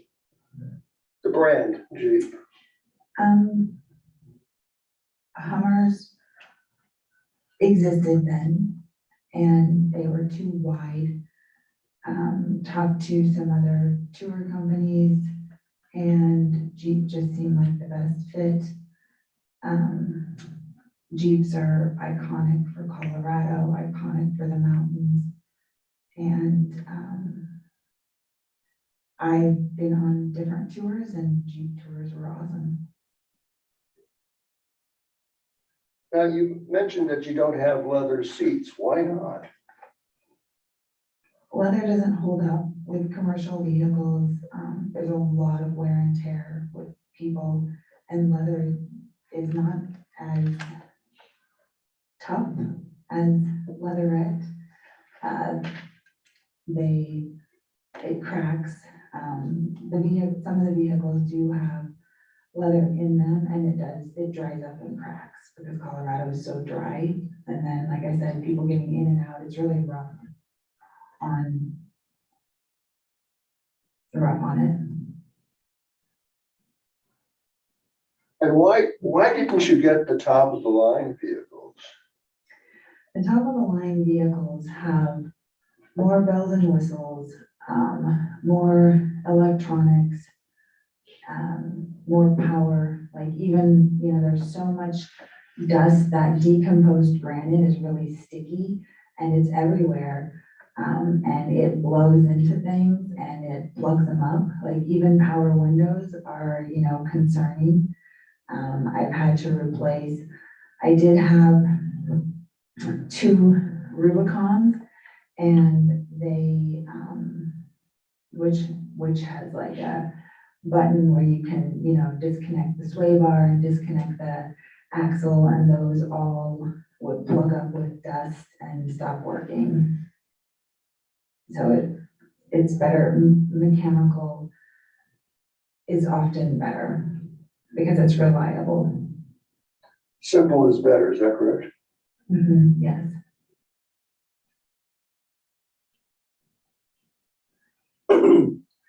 Why don't you have a coffee bar? We take water. We allow our guests to bring any drinks or snacks that they would like. If it's, you know, outside of what we have, they do sell coffee on the top of the mountain also. But Is there any problem with spillage over the coffee bar going over rough terrain? There definitely would be a lot of spillage in any vehicle. There's driving on smooth terrain, you spill stuff. Like this morning? Yeah.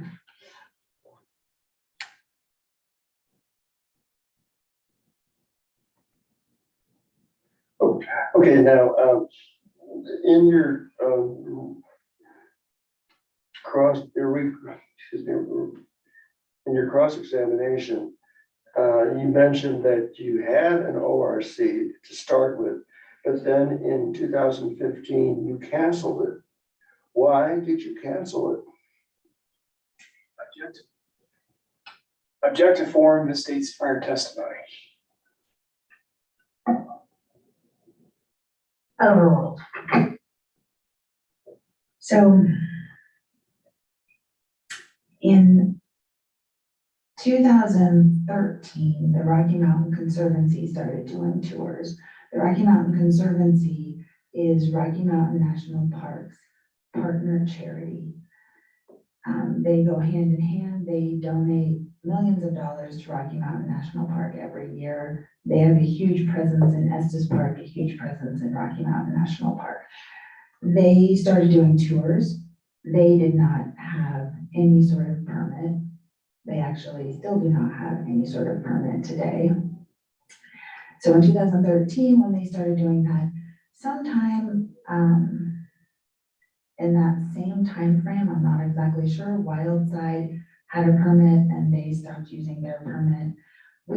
Back in 2013, Wildside, Green Jeep Tours, and Rocky Mountain Conservancy were the main and only tours. I think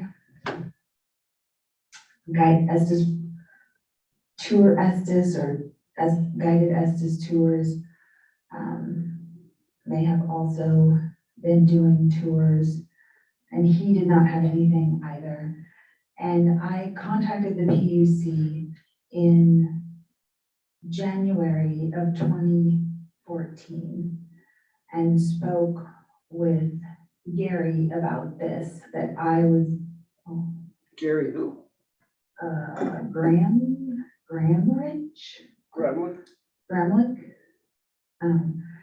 and talked to them that there's other tour companies doing tours and no one except for Green Jeep Tours has any sort of permit. And I had talked to a local attorney, I talked to them and they were,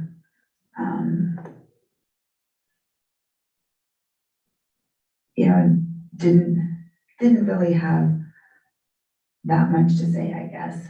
What did Gary tell you? Gary Gramlich tell you? Objection, hearsay. It's an exception to the hearsay rule, advice from a government agency. I'm sorry, I've never heard of that being an exception to hearsay. I have heard of that it goes maybe to the effect on the listener. Is that maybe what you were trying to get at? Sure. That she made decisions. Did she make decisions based upon this? Is that where you're going? That's where I'm going. All right, I'm gonna overrule the objection, and I'm gonna say primarily because we are pretty flexible with hearsay in administrative hearings. And I'm gonna give the testimony the way that I think it's due. I lost my train of thought. So, they basically said that the tours involved a lot of education and hiking, which really pushed us into some gray area. And they could not give me a direct answer as to if we needed one, if we didn't need one. And then in 2015, I believe, so for 13-14, I had permits. I'm the only one in Estes Park doing tours that has permits. And in 2015, I contacted the PUC again and talked to them about this. was never given a definitive answer. It was, you know, like, we are not, in my view, we were providing education and hiking on the tours. It was outside of transportation. We let the ORC go. None of those companies had an ORC. Still to this day, Rocky Mountain Conservancy, Rocky Mountain National Park partner, does not have any sort of permit. In 2020, I spoke with Jay Estrada, the criminal investigator for the PUC, about this topic again. And he advised me with even a letter. We spoke in depth. What do I do? How does this work? And he said that I would possibly need an ORC, but we definitely fall into gray area. That an ORC can be applied for. We talked about. Okay, I gotta stop you. We're way into narrative territory. Can you ask your client a question, please? What exactly did Jay Estrada, the criminal investigator, discuss with you? We discussed that we fell into gray area. The education and hiking were not directly considered transportation, and the option that I could get an ORC. He said that doing a declaratory order would be an option. Could be an option if I wanted to do that. You eventually went and got a ORC again in 21. Why? Wildside did a declaratory order, and I felt that reviewing my letter from Jay Estrada and some of the preliminary things with the Wildside case, that I felt that I needed an ORC. And why then later did you also apply for a CPCN? I followed the Wildside situation, Wildside case, and then I consulted with an attorney I also consulted with the PUC, and I then further consulted with an attorney to educate me on everything and decide if a declaratory order stating we did education and hiking would be an option, or a CPCN, and I was advised CPCN would be probably the easier option, knowing the Wildside case. And you're talking about the Wildside declaratory order case? Yes.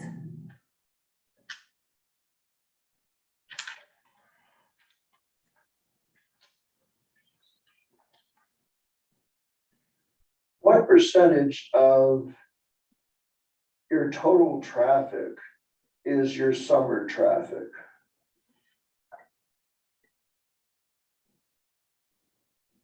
It's probably 80 to 85%. Summer traffic is 80 to 85% of your total traffic. Yes.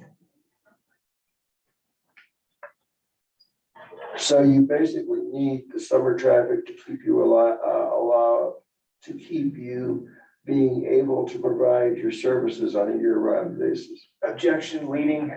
It's leading, yeah, sustained. This is redirect, it's not cross-examination. Ask an open-ended question. okay. Why do you need your summer traffic? So the summer traffic, because Estes Park is quite seasonal, I would say nearly all the businesses up there rely on the summer traffic to make up for the lack of winter traffic. Because January is very low and July is very high, and it offsets the negative, the negatives that you have in the winter. Would diversion of that summer traffic impair your ability to provide service year-round, or would it not matter? Yeah, any diversion is gonna have an impact. Any summer traffic diversion is gonna have an impact because the winter is very slow. Since Purple Mountain started operations, have you noticed any diversion of traffic? Objection beyond the scope of cross, and it's cumulative of the discussions that were had on direct. Sustained.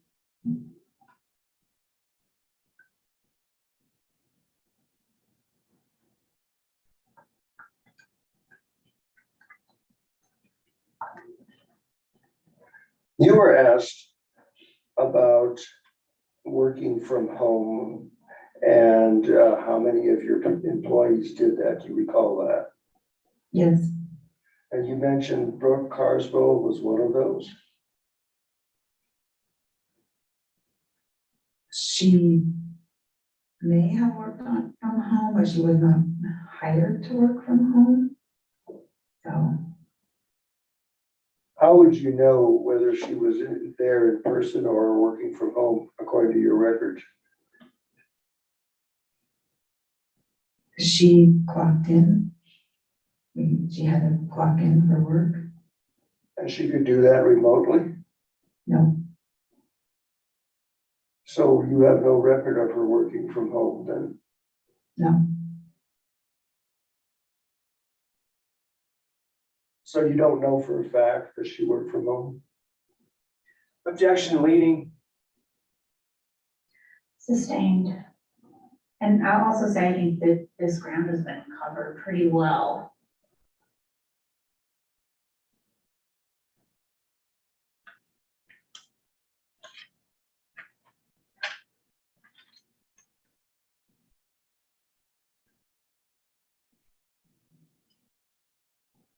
I think that's all I have. All right, Ms. Schultz, you may step down. Thank you for your testimony.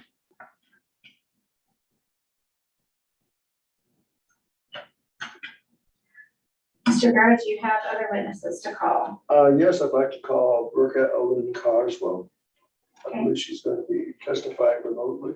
Yeah, I see her on, she has joined us on the Zoom.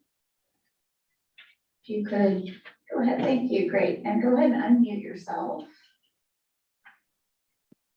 Hi, Hi there. Please raise your right hand with me. Do you swear or affirm the testimony you will give in this case will be the truth? I do. Go ahead, put your hand down and then state and spell your name for us. Brooklyn Carswell, BROOKELYNN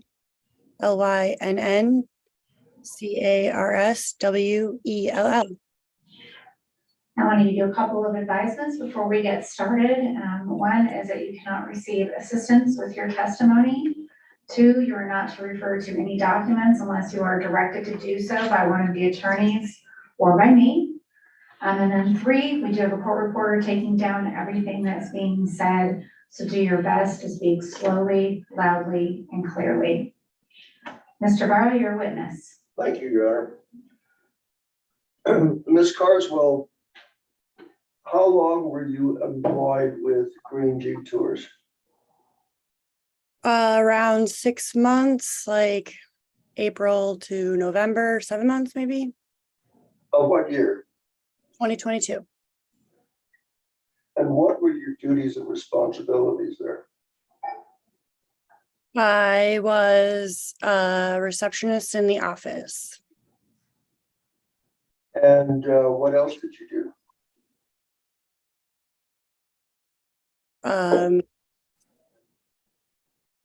Office work, like taking reservations. What else?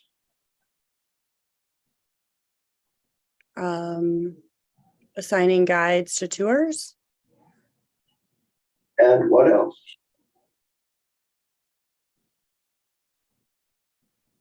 Just, that was pretty much it. Were you the head staff person? No, I was never given a title like that. Well, then where did you get that title from in your application where you said you were a head staffer at a transportation company? Where was that? I don't know what you're talking about. The application that you filed in this case. Objection, Your Honor. If there's an exhibit, we ought to be looking at it. Yes, and I do believe there is an exhibit. It sounds like is not certain what you're referring. So let's see if we can find an exhibit and get it pulled up. Okay, I'm talking about the application. Oh, okay. Just to move things on, I'm pretty sure it's exhibit 103. Yeah, I believe I'm trying to find what page we're talking about here. Okay, but I still have to have my legal Oh, assistant. oh yeah, it's exhibit 103. Okay. Ms. Carswell, you should hopefully be able to see this document that has just been pulled up. And in a moment, Mr. Bauer will direct us to the correct page that he wants to ask you about. Okay, page 5. Under section 14.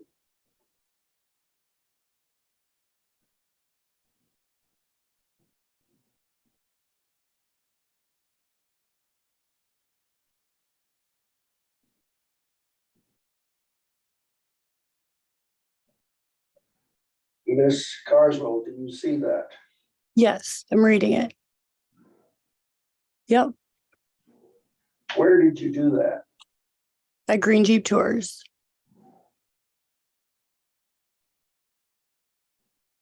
So you were the manager then, according to the application, is that correct? Like I said, I was never officially given a title like that, but I did all of these things, yes.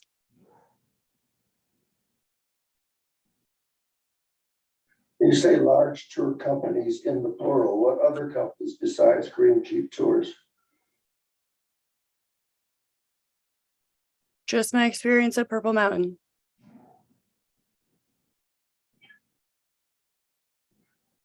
Purple Mountain, this is in your application. You were running, Just at Green Jeep Tours then. well, it says in the plural, that's why I'm asking. Well, that must be a typo.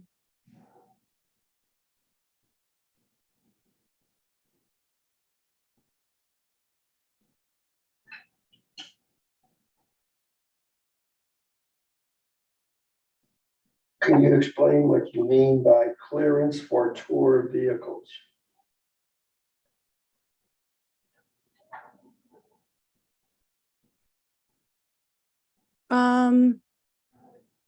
I mean, I think that means I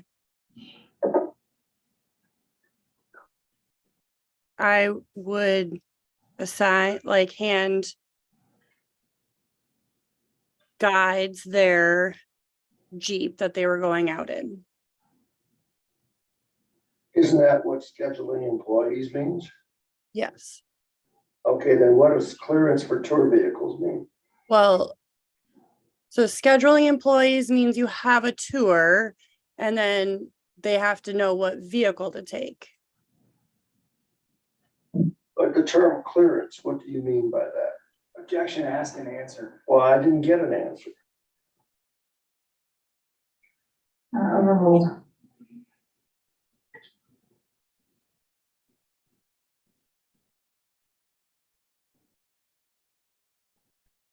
Am I supposed to answer a question? Yeah, when I overrule an objection, that means you answer. If I sustain it and you don't. And the question is, what did you mean by clearance for tour vehicles?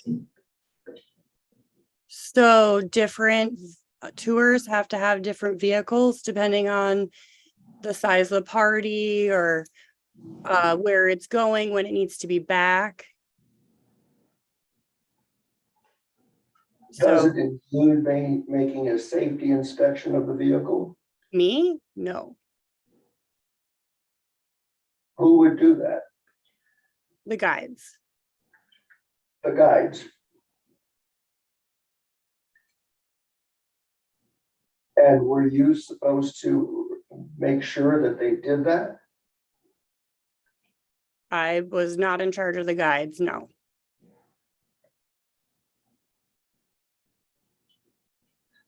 It says here, managing employees. Aren't the guides employees? Yes, they're not my employees. Well, you wrote this. It says managing employees. What did you mean by that? It's office staff.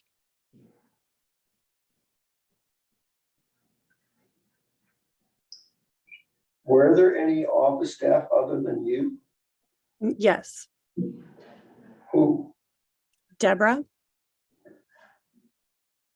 And who managed who? Nikki told me to try and manage her, and I told her I wasn't very comfortable doing that. And so we both kind of just did what we could. And you're saying you had nothing to do with the drivers? No, like I said, scheduling. I would let them know when I had a tour available for them, but I was not managing the guides at all. That was not my realm. Did you assign the guides their vehicles? Generally, I mean, I would tell them, you know, these are the vehicles available, and then they could pick. So assigning sounds a little not quite right.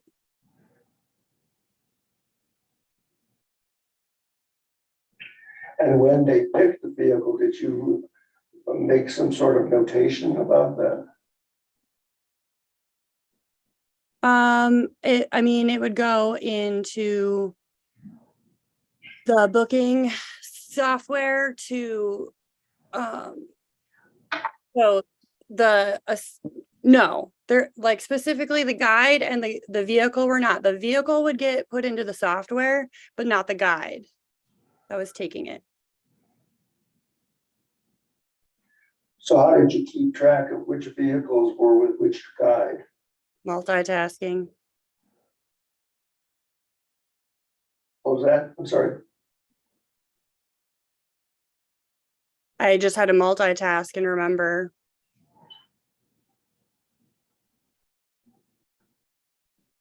Okay, it says here you manage customers. How did you manage customers? What did you do?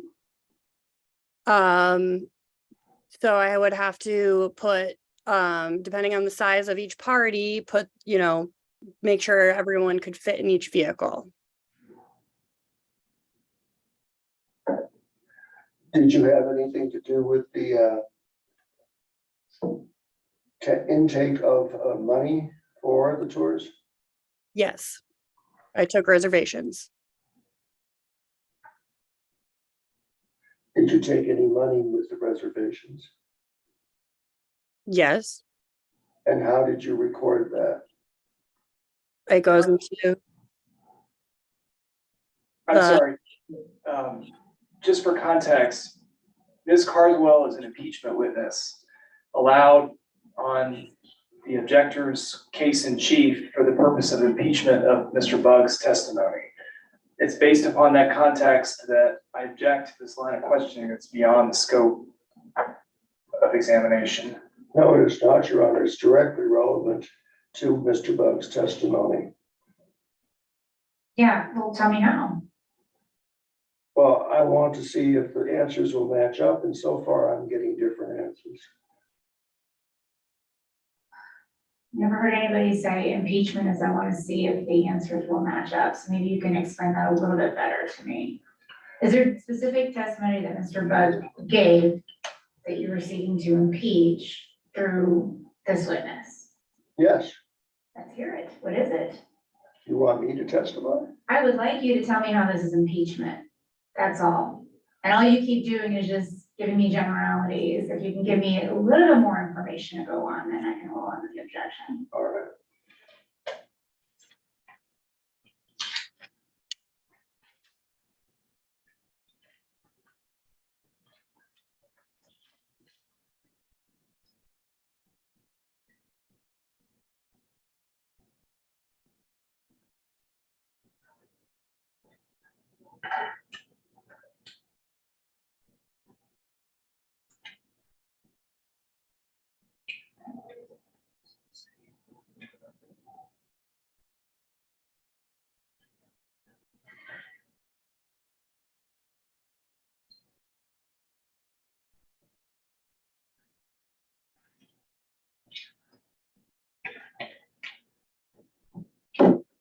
Well, some of the people that were on tours that Mr.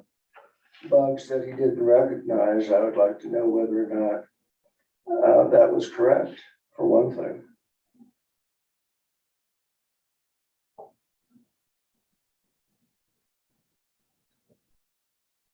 And since Ms. Carswell handled the reservation, she would know whether or not this is correct. For example, he contended he didn't recognize the, I believe it was the Dormans. And I believe Ms. Carswell could give some light as to who the Dormans are. Right, but how would she know if he recognized somebody? Because the Dormans are her parents and he would know her parents. All right, you could ask her, if you want to ask her questions about along those lines, of a verbal objection.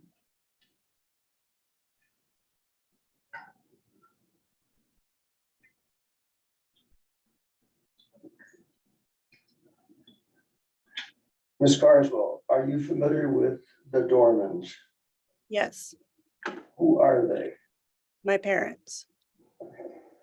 And does Mr. Buck know your parents? Yes, And are your parents the ones that signed the promissory note, the lenders? yes,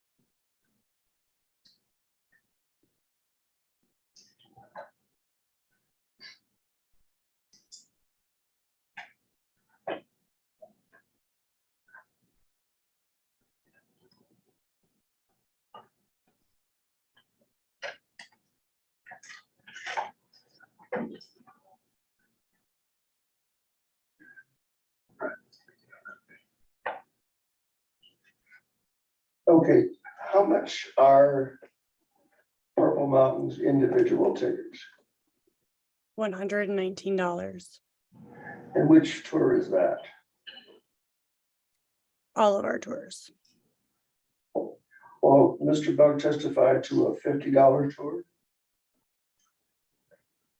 I mean, we have promotional codes, we run some deals, we've done some promotional rides. And do you sell individual tickets? When the demand is necessary, yes. What do you mean by that? When there's so many people that want to go on tour and we can't provide tours for all of them unless we put them all together, then yeah. Mr. Buck talked about the Sprinter vans. How long are they? I'm not sure. I think they're 22 feet, I believe. It's not really my realm.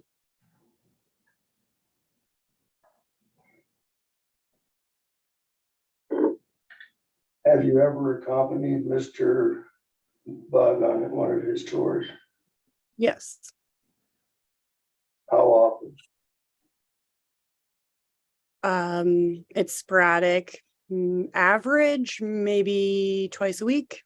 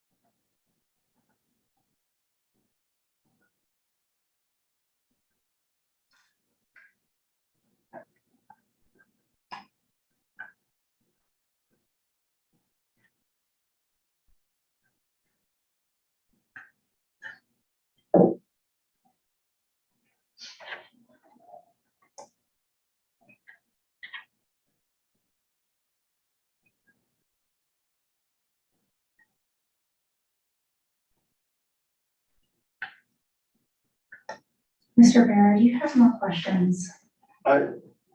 Yes, but I just want to make sure I don't. I don't want a 5-minute pause in between every question, and pauses are getting longer and longer, and we do have limited time.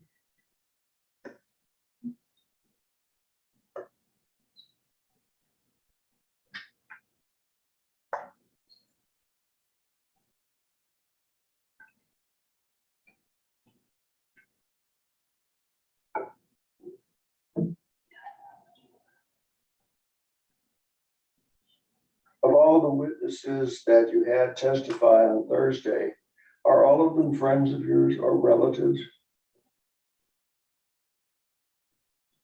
I mean, I'm trying to think of everyone. I mean, I know everybody, but I don't think any of them are relatives. Well, the Dormans were on a tour, right? What? The Dormans, did they go on a tour? Yes, they've been on tour.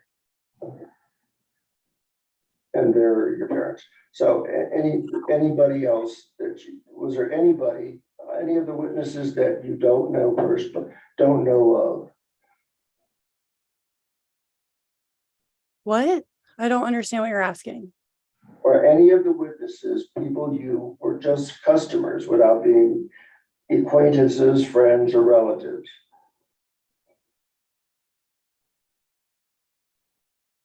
I'm pretty friendly with all of them.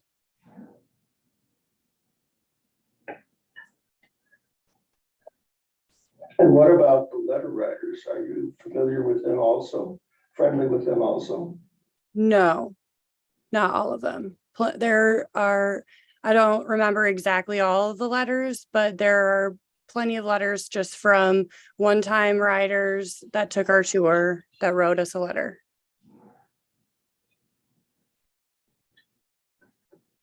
Which ones are you referring to specifically? I don't know. I don't have like a list of them in front of me.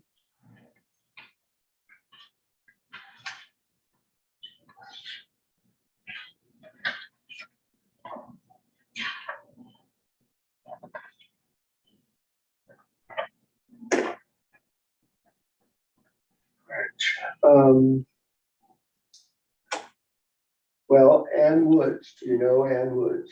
No, How about Gloria and Dennis Erickson? I know them. Are they friends, relatives? They're friends. How about Jean Torgerson? She's my aunt. Jenny Horna? I know her. How do you know her? She's a friend and a small business owner. How about Jerome and Helen Thomason, excuse me? Nope, don't know them. How about Kathy Schoenweiler? I know her. How do you know her? She's a friend of a friend. And how about Kira Schoenweiler? I know her. And how do you know her? She's a sibling of a friend of mine. Okay. How about Lisa Spitz? She's a friend of mine and an employee. Randy Silkwood. He's somebody at an acquaintance that I met on tour. He's in the area, so I know him a little better now. Ruth Wendland. She's my aunt. Simon Schunkweiler. I know him. How do you know him? He's a friend. Sean Elder. He's the manager of the building that our shop is in. Stephen Carlisle. He owns the building that our shop is in.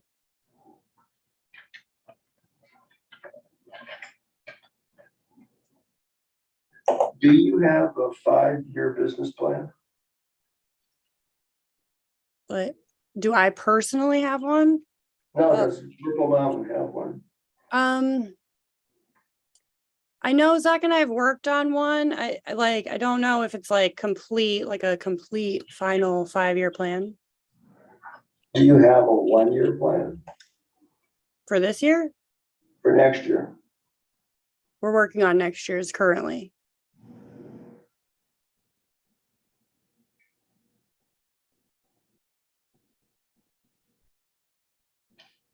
How much of your initial outlay of $250,000 have you spent so far? That's not really my realm. That's for my CFO. But I would say probably most of it, but that's just a guess. Who's your CFO? Jim Dorman. That's your father, right? Correct.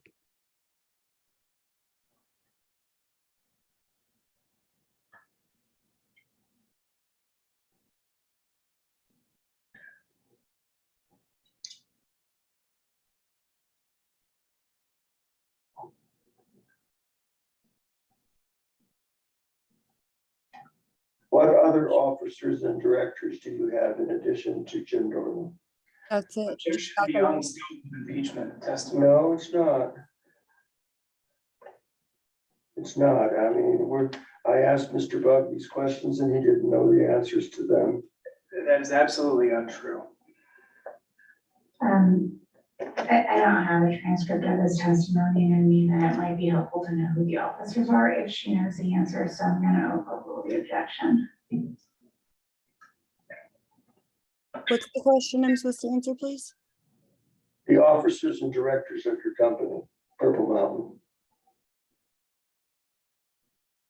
Well, Zach and I are owners. And my dad is the accountant. You said earlier he was the CFO. Sure. So is he both? Yes. Okay, what other officers and directors do you have? I believe that's it.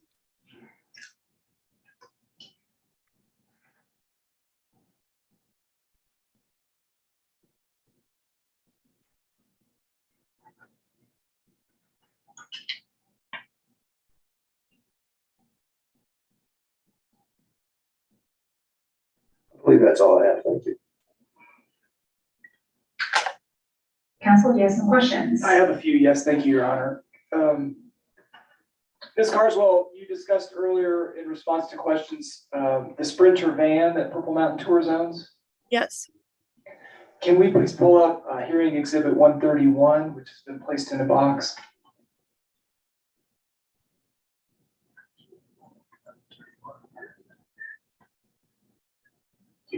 Ms. Carswell, I'm showing you some photographs from the Purple Mountain website. What I guess I would like to do is to scroll through slowly and then have you tell me, have you authenticate them for me. Do you recognize the first photo? Yep. Okay, what are we looking at? That's our van. Looks like it might be in the park. And this is the Sprinter, the Mercedes Sprinter van. Correct. Can we please scroll to the next picture? It's our van with a retractable top opened. And who took these photos from the website? Zachary. Can we go to the next page? Again, we're seeing the van again. Yep. Let's keep going if we could, please. What's inside the van? Inside the van. Is that the coffee station there that was referenced? Correct. Inside the van.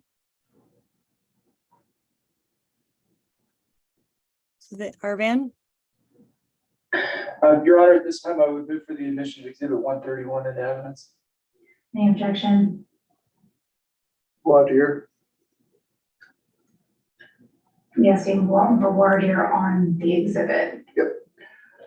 Ms. Carswell, I asked you earlier how long that vehicle is. You don't know? No, the specifications of the van are not my realm. So what else can you tell us about the van? Is it four-wheel drive? No, I don't believe so. It doesn't have snow tires. Currently, no.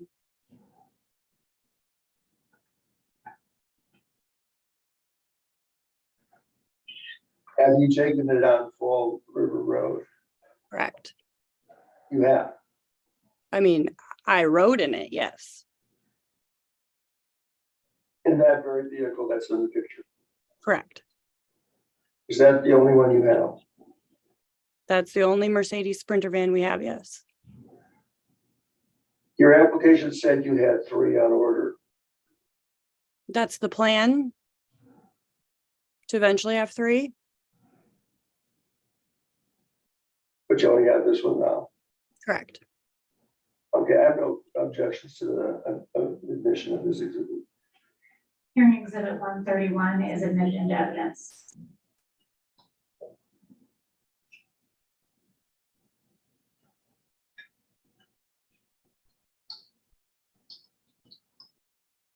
Your Honor, I have nothing further for Ms. Carswell. All right, Ms. Carswell, thank you for your testimony. You may be excused. If you would like, you're welcome to stay on and observe via Zoom or the YouTube webcast as well. Okay, thank you. Mr. Barra, any other witnesses? I may, but I need 5 minutes to make sure that they're available. All right, I'll give you, it's about 11:32 right now. I'll give you until 11:37. Thank you.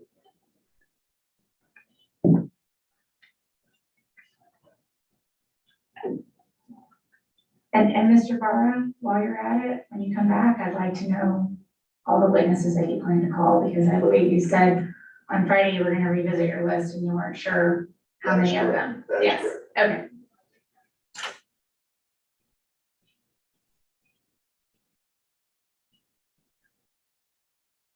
Perhaps I could do that now too. Give me an extra 5. And then we're getting close to the lunch hour and I really need to take advantage of as much time as we can. You had all weekend to figure out what witnesses you want to call. I'll give you until 11:40.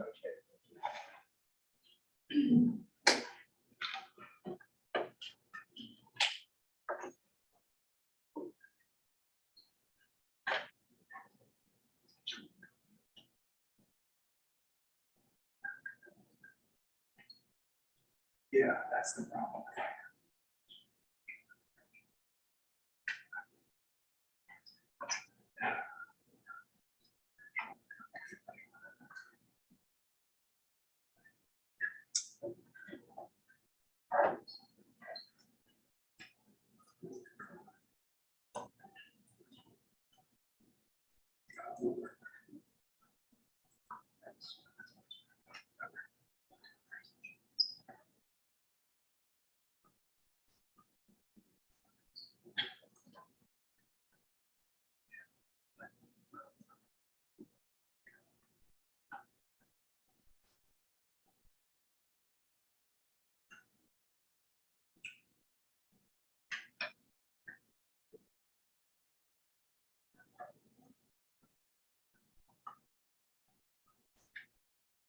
Your Honor, I just want to make sure, it looks like we're not muted. Should we be muted while we're on break? I just wanted to, if we could, yeah, I just,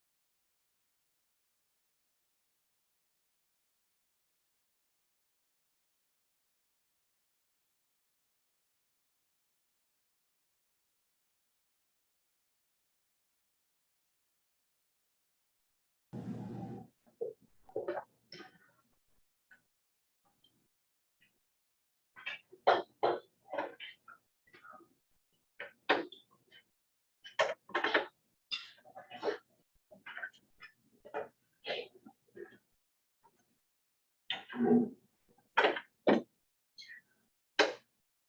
go back on the record. Tracy, let me just confirm that you are there with us. I'm here. Okay, great. Mr. Barra, your next witness. Your Honor, I have good news for you. In the time you gave me, I was able to talk, or text, I should say. And we've come to the conclusion that anything that we would have further would be cumulative. And so therefore, we're not going to put any more witnesses on. We'll rest our case as such. All right, thank you, Mr. Barra. Let me just turn back to the applicant. Any evidence in rebuttal? Yes, Your Honor, the applicant would call Mr. Zach Bug. All right, I think we ought to take advantage of all the time we have for lunch. So Mr. Bud, please, let's have you come back to the stand.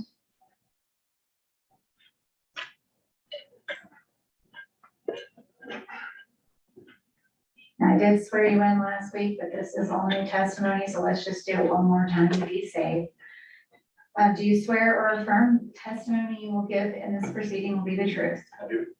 All right, and make sure you speak and say that again into the microphone. Because I do. All right, and this time, when you talk, try to speak a little bit clearer, because I think there was some difficulty the last time with our court reporter. Okay. State and spell your name for us one more time. My name is Zachary Bug, ZACHARY BUGG. Thank you, Your Honor. Mr. Bug, I'm just going to ask you a few minutes of questions. You previously testified that you were employed as a guide with Green Jeep Tours. That's correct. And that involved you driving the Jeeps across the tour that we've been discussing throughout this case. That is correct. Can we please call up what has been remarked as hearing exhibit 132 from the box system?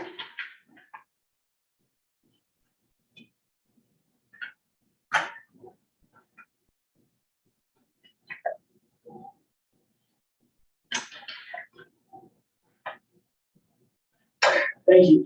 Mr. Bug, these are, I'm going to ask you to describe what we're seeing in these photographs. What is exhibit 132? Appears to be a screenshot of Green Jeep Tours website. Okay. And there are several images on this that contain vehicles. Can you describe the top left image, please? The top left image is one of Green Jeep Tours Jeep Wranglers with a family standing outside of it with the top on. Objection, no foundation. That's what he's in the process of laying a foundation right now. That's how I'm understanding this. Well, he's saying that's a Green Jeep Tours vehicle, but I mean, how do we know that? Why don't you ask him some more preliminary foundational questions so we know how he knows that, how he got this document, all that kind of stuff. Certainly, Your Honor. Mr. Bug, with respect to you having been a guide, and that meant you were driving vehicles on behalf of Green Jeep Tours? That is correct. Are you familiar with what you were driving? Yes, I was driving a variety of different Green Jeeps. Were they Jeep Wranglers? They're both Jeep Wranglers and Jeep Gladiators. Okay. And are you familiar with the Green Jeeps Tours website? I am. Okay. And where did this document come from? This is a screenshot of the gallery portion of Green Jeep Tours website. Okay. And so if we could, let's look at a couple other, in terms of laying a foundation for the other images of the vehicles from the Green Jeep Tours website. Down on the second column, the second photo from the top, what are we seeing in that? Hold on a second, can we, Stephanie, are you able to minimize the zoom image off the screen so we can see the full exhibit? Yes, that window. Okay, sorry. Perfect. And let's see if you can move that up so it's not covering any portion of the exhibit, that one, and then also that little window right there. Perfect, thank you. All right, sorry for the interruption, but I know I was gonna have a hard time seeing Yeah. everything, it's probably so witness. I appreciate it. Yeah, that's easier to see. So again, Mr. Bug, second column from the left, second photo down. It would appear to be customers in the back of one of the green Jeeps, wrapped in blankets. Is this, does this image reflect similarly to what you recall driving on behalf of Green Jeep Tours? Yes, the general concept and structure of the rears is all the same. Let's go, if we could, to the last column on the right and the top photo.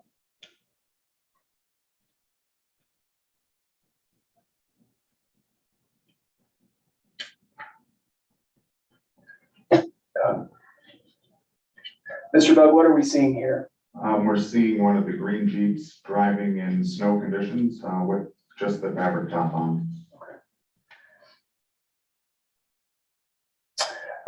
Just for the, well, before I go there, Your Honor, at this time, I'd like to move for the admission of Exhibit 132 into evidence. Any objection? On your honor. Hearing exhibit 132 is admitted into evidence. I have nothing further for Mr. Buck.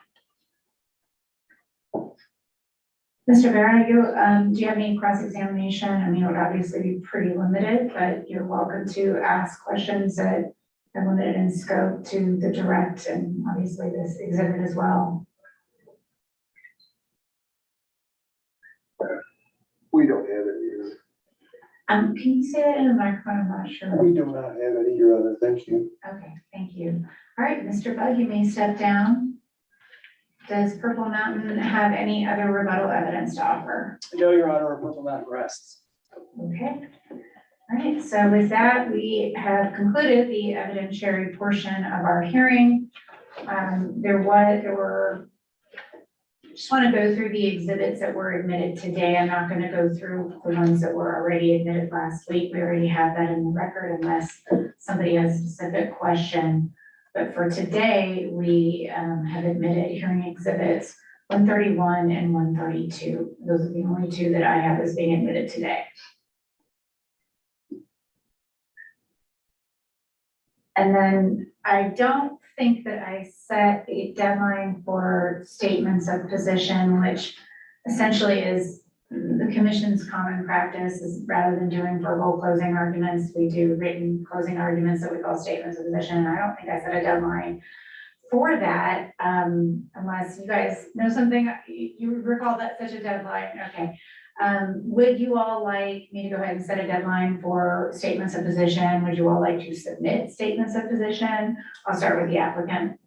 The applicant would prefer to do a verbal since we have the time set aside today and for the interest of expediency. And do you have any preferences, Mr. Vera? I think we would go along with an oral as well. Okay, we can do that. How long do you all need? It's 11:50. I'm willing to go past, the lunch hour if we need to a little bit, but not too long because I think people will get grumpy. Mr. Atkinson, how long do you think you might use for a verbal closing argument? I think 15 minutes is plenty. And I mean, if possible, is it sort of not appropriate to try to do it after the lunch break? Just to give us a little time to put things together. That would be fine with me, but let me ask Mr. Vera. I think that'd be a great idea. Okay, we can do that. And Mr. Vera, how long do you think you might need? About 15 minutes? Yes, that'd be about right. Okay, all right, well then that is a plan. I will give you all, we'll take a little over an hour. It's 11:50 now. We will be back at 1 o'clock. All right, we'll be in recess.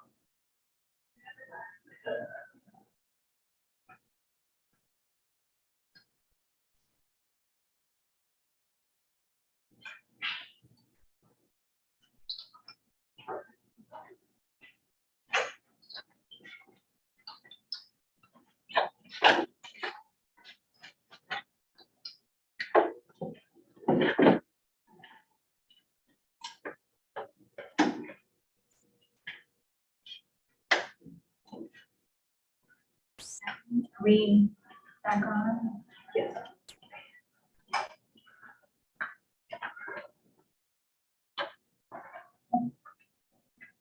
All right, before I officially recall our case, let me just check in with my court reporter. Tracy, are you ready to go? I'm ready to go. All right, we'll go back on the record and proceeding number 23A-0078CP. We took a lunch recess for the parties to take some time to prepare their verbal closing arguments. I'm going to go ahead and proceed with those now.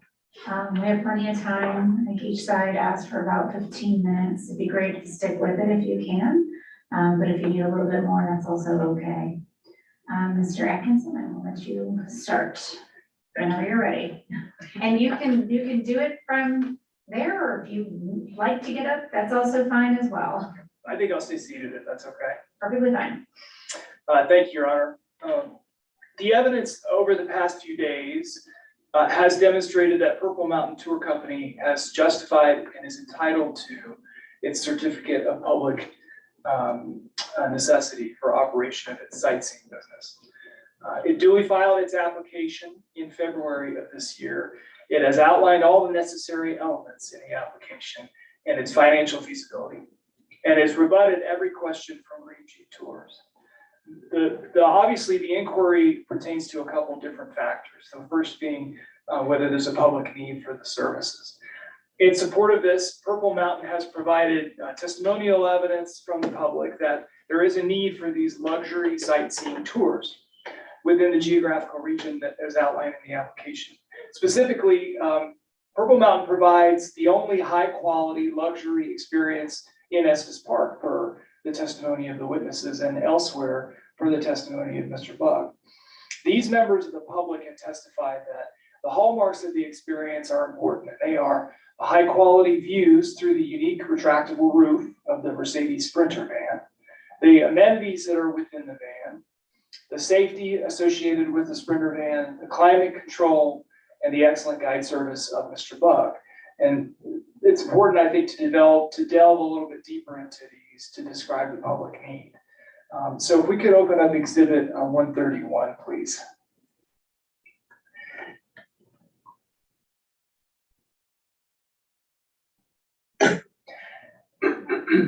Exhibit 131 is a compilation of photographs that have been admitted into evidence that depicts the brand new Sprinter van.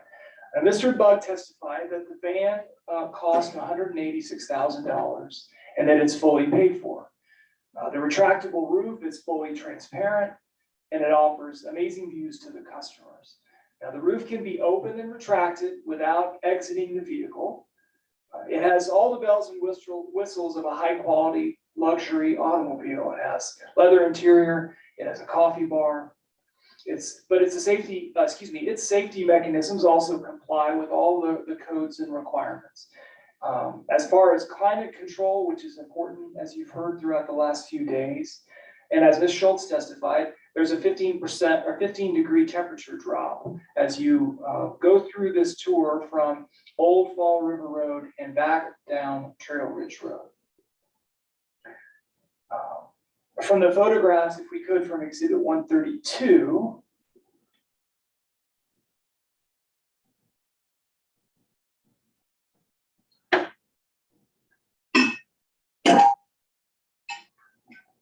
thank you. Your Honor can see that there are Green Jeep Tours customers who are bundled up and that there's snow on the ground at the top of this drive. And as a result, climate control becomes a particular importance with respect to these tours. Ms. Schultz herself testified that Mr. Bug was also a good guide, and that the customers who testified for Purple Mountain also reinforced his excellent qualifications. Now, this represents Purple Mountain's target market and luxury sightseeing tours. In looking at the public need, it's important to have this established as a benchmark because we need to juxtapose it against what else is out there. And that goes to the inadequacy of what's being provided in this particular market. We need to juxtapose Purple Mountain's luxury experiences with Green Jeep Tours' more rugged experience in its drive. Green Jeep Tours testifies through Ms. Schultz that it only uses Jeeps because they are, she said, iconic. And they're iconic in part because of this rugged approach to sightseeing tours. They cost around $40,000 to $45,000, both the Green Jeep the Wranglers and the Gladiators. They're all four-wheel drive. If we look at Exhibit 132, the rear cabins are open air. For example, the second column, second picture from the top. And when they're closed, if you could scroll down for me, please. Let's see here. Right there, if you, oh, I'm sorry. Can you go up just a little bit more? It should be the bottom photograph on the fourth column from the left. That's perfect, that one right there.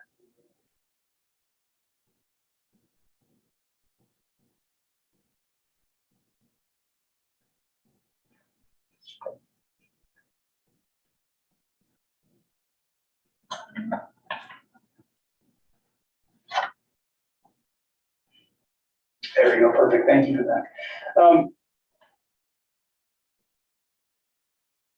The rear cabins are open unless the top is closed, and the tops and the sides are plexiglass, as Ms. Schultz testified, without a real structure except for the roll bars that are in the back of the Jeeps. Witnesses for Purple Mountain testified that this was a rugged experience, that it's a bit of a bumpy ride. Ms. Schultz testified that the driver, in order to retract the roof, has to get out of the vehicle and unroll the vinyl top to roll it out along the roll bars to prevent rain from getting customers wet. She testified that customers were advised to bring ponchos and rain gear. And although they apparently don't tell customers this, the obvious reason for that is they may get wet, they may get dirty. She did testify on rebuttal as well that there's a fair amount of dirt and grit that gets into the back of the Jeeps, which jammed up some of the finishes. And that was the reason why they didn't get a high-end top-of-the-line Jeep, because things would end up getting dirty back there.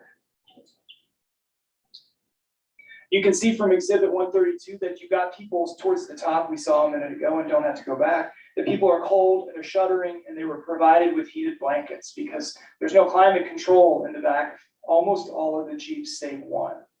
And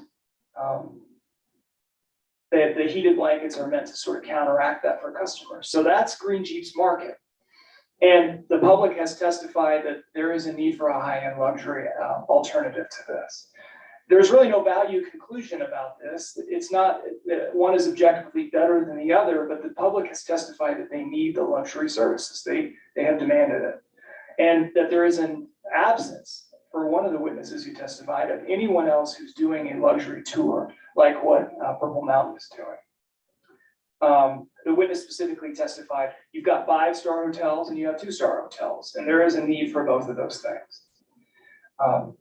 So that's element number one, with a little bit of two as well. And that's why Purple Mountain spent a lot of time and evidence to sort of outline its provision of services in contradiction to what Green Jeeps is doing.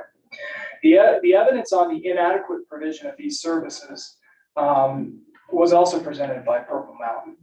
There are no other parties seeking to intervene here except Green Jeep Tours. And again, these contrasts that we talked about above demonstrate that inadequate provision of this type of service. And in looking at this, one of the things that Green Jeep Tours really harped on in filing its motion for under Rule 41 was that there was no materiality to some of this stuff, that this isn't a material inadequacy. But the reality is, Ms. Schultz testified in response to my questions that climate control and safety are important material aspects of what the public is looking for, and that for its own part, Green Jeep Tours tries to pay close importance to that. tries to address that. And Purple Mountain Tours presentation on direct was exactly the same way, with all of its safety mechanisms in the van, ensuring that they met all the necessary regulations and that type of thing. It's all because these are in fact material to the public and to the consumers. That is also part and parcel of what the applicant has provided in exhibits 112 to 126 in the record, which are the various statements from the public in support of its application. So through the presentation of all of this evidence, Purple Mountain has met its burden of proof to show that it is entitled to the CPCN and the issuance of it in this case. On the other hand, there is a stark dearth of evidence from Green Jeep to contradict the application and its burden of proof. Green Jeep Tours furnished an exhibit list of 4 documents, which are incidentally all PUC documents, but it offered no documents into evidence. It scheduled 7 witnesses to take the stand and called only 1 from its list. So then in knowing that, let's look at the sum total of Green Jeep's evidence in support of its intervention. Ms. Schultz's testimony is the only piece of evidence in their arsenal besides Ms. Carswell, whose testimony did not last very long and frankly didn't really bear any fruit. Ms. Schultz testified that this was an unfair diversion of her business, since she said that her business has recently slowed of late. She had no document evidence from Booking Central, which is the software application she testified tracks the gross revenues and sales tickets, which would otherwise show what the financial timeline is for Green Jeep Tours and whether there was in fact a dip. She only runs her financials in the winter. So she had no basis to testify as to whether things have objectively slowed or not, because she said in testimony that she has never run a profit and loss in 2023, and as a result has no foundation to testify as to what the financial viability has been of late. And she does her own bookkeeping. So really the sum total of the entire evidence in regarding unfair diversion is business has slowed down this summer. And that's what we spent essentially 2 full days dealing with, not to mention the timing period to get up to this. On public need, Green Jeep's primary argument is that most of the witnesses have some sort of affiliation with Ms. Carswell. Its secondary argument is that Ms. Schultz is her testimony that public witnesses were essentially lying that they had taken a tour or that they had paid for it, and that she had looked back in Booking Central. Although she has Booking Central that schedules this information, she's got no documentation or no evidence or nothing objective whatsoever intending to substantiate the claim that these witnesses of the public were lying. On provision of services, the evidence contradicts the undisputed facts from Green Jeep. Ms. Schultz testified that Purple Mountain does what we do. Essentially, they provide the same thing, and that they take our routes. That was a specific language that she said. She then testified that this is essentially the same exact route that other tour companies take in the Estes Park area, which if you have a map makes sense. It's up Old Fall River Road and back down Trail Ridge Road. It's a loop that goes out of and back into Estes Park. She doesn't even use the moniker Rocky Mountain Experience anymore, which was also part of her direct testimony that Purple Mountain had supposedly ripped this off from her. She hasn't used it in years. In fact, she hadn't been using it since before Purple Mountain began doing its business, which Mr. Budd testified on direct was when it was issued its ORC on May 17th and thereafter. And that's exhibit 104 from that evidence. And Ms. Schultz goes on to substantiate the gross differences between the quality of services provided by the 2 companies, as I sort of outlined above. Your Honor, I've never seen a less persuasive presentation of evidence over 2 full days of evidence. There's no good faith basis to Green Jeep's defense in the matter. And that results in an incredibly expensive and time-consuming process for Purple Mountain, that when the whole defense is based on supposition and speculation. That's hardly a good faith approach to opposing the application. So this brings Purple Mountain back this harkens back to the motion to dismiss that was filed 48 hours before business hours before the hearing or whatever. The pattern of litigious behavior is now vexatious. It was frivolous when we had to respond to the motion to dismiss, and now it appears vexatious. There's zero evidence in support of the defense. Not bringing evidence to the hearing may be good news to Green Jeep Tours, but it equates to bad news for Purple Mountain, which is an incredibly expensive enterprise that need never have taken place. The court is in receipt of the application that Purple Mountain filed. We've presented that through our documented evidence as well as all of the attachments. The financial feasibility of the business was testified to extensively, including the promissory notes. The commission, for all of these reasons, should grant this application and any other relief that is justified under the circumstances, including granting Purple Mountain the opportunity to have leave to request its attorney's fees for this process. Thank you.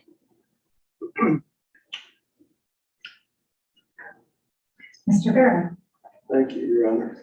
definitely pull that microphone a little bit closer. Turn it on too, that'll Yeah, help. that does help. All right.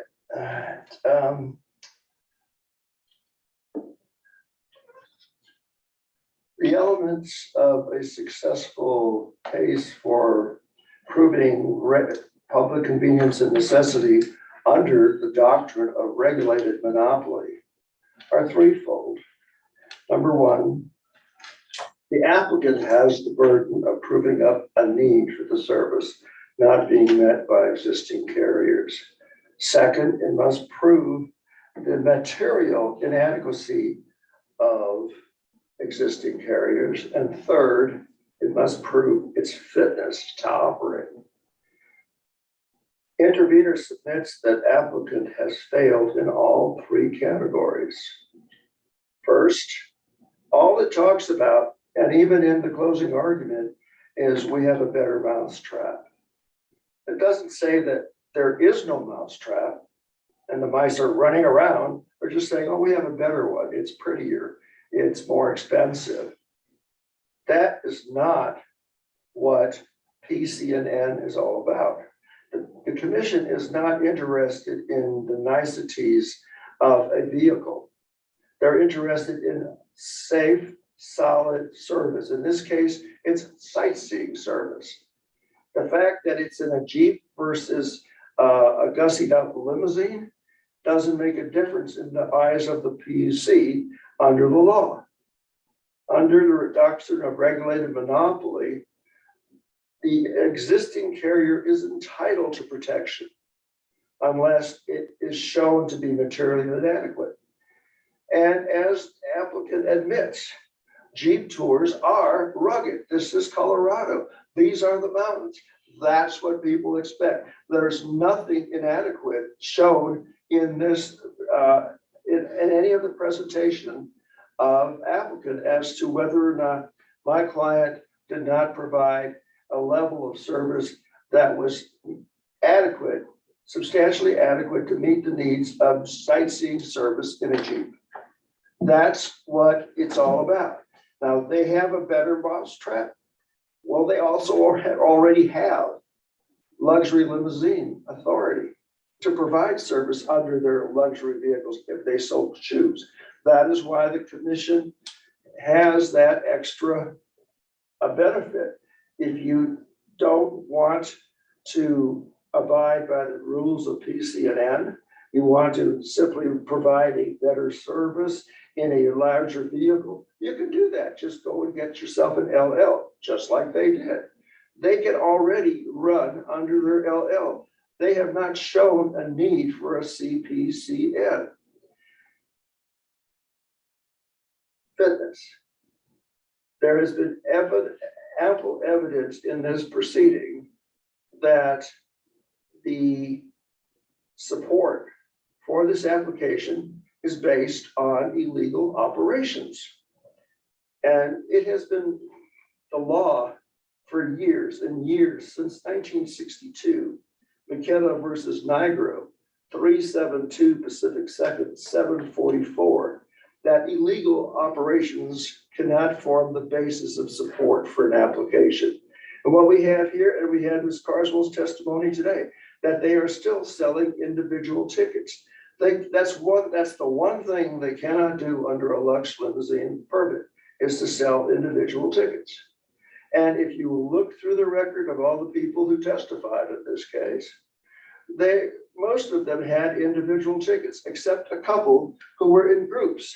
But those groups don't meet the criteria of the commission's rules of regulations.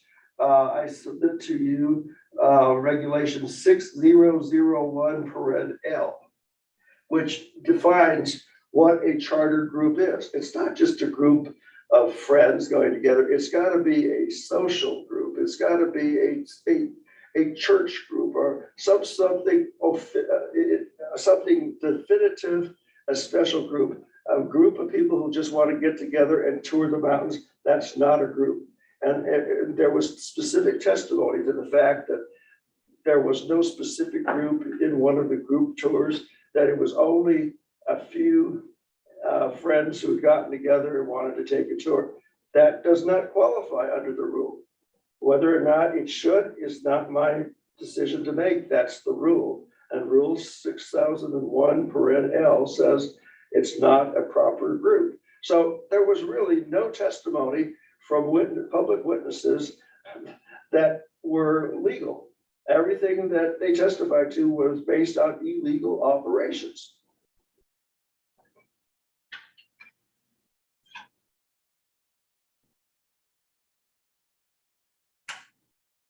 Mr. Atkinson made a lot of comments about frivolous and groundless. Mr. Atkinson probably has not read the rules or statute. He might want to before proceeding in this, because the statute says, and the commission's rules say, that all you have to do is have authority and conflict. And it doesn't have to be the whole point, as long as you have a portion of authority and conflict. That gives you legal standing to protect your interest. And that is what Green Jeep is doing. It's protecting its interest in its certificate of public convenience and necessity, which has an absolute right to do. And for applicant to disparage that and say that an intervener has some sort of burden that he didn't meet is contrary to the law, and it's contrary to the practice of litigation before this commission for as long as I've been practicing. That's 45 years.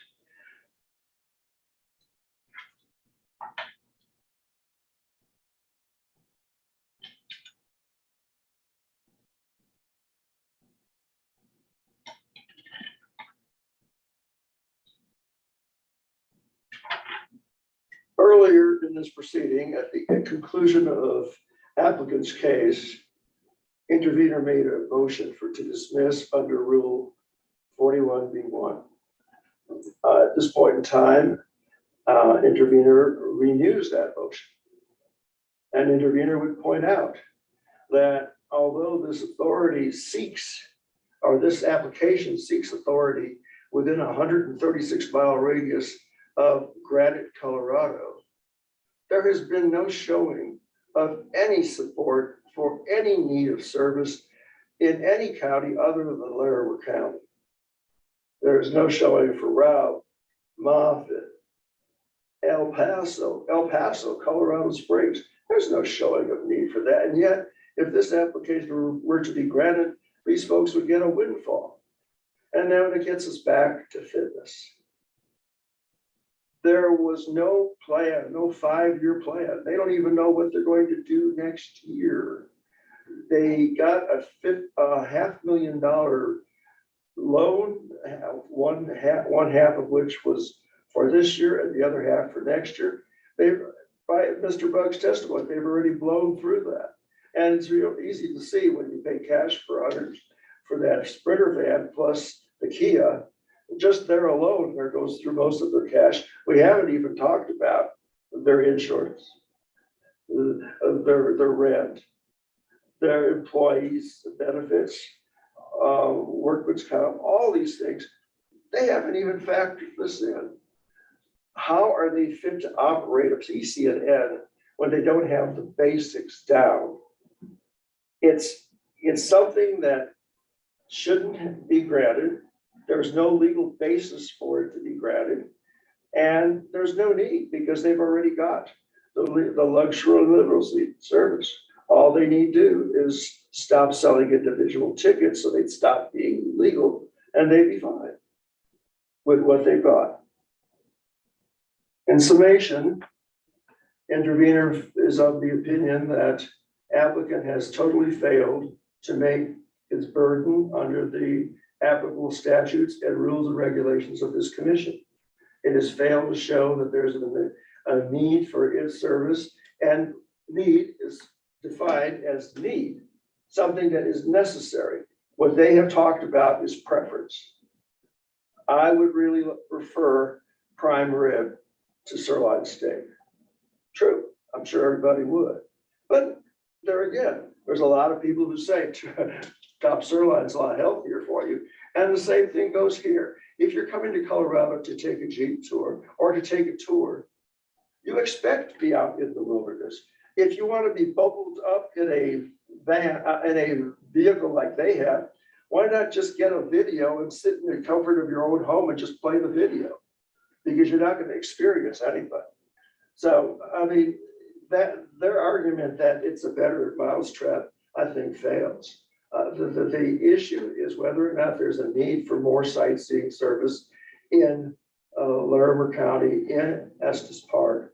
And there has been ample testimony that there are scores of carriers out there. There's at least 5 legal sightseeing carriers serving Rocky Mountain National Park at this time.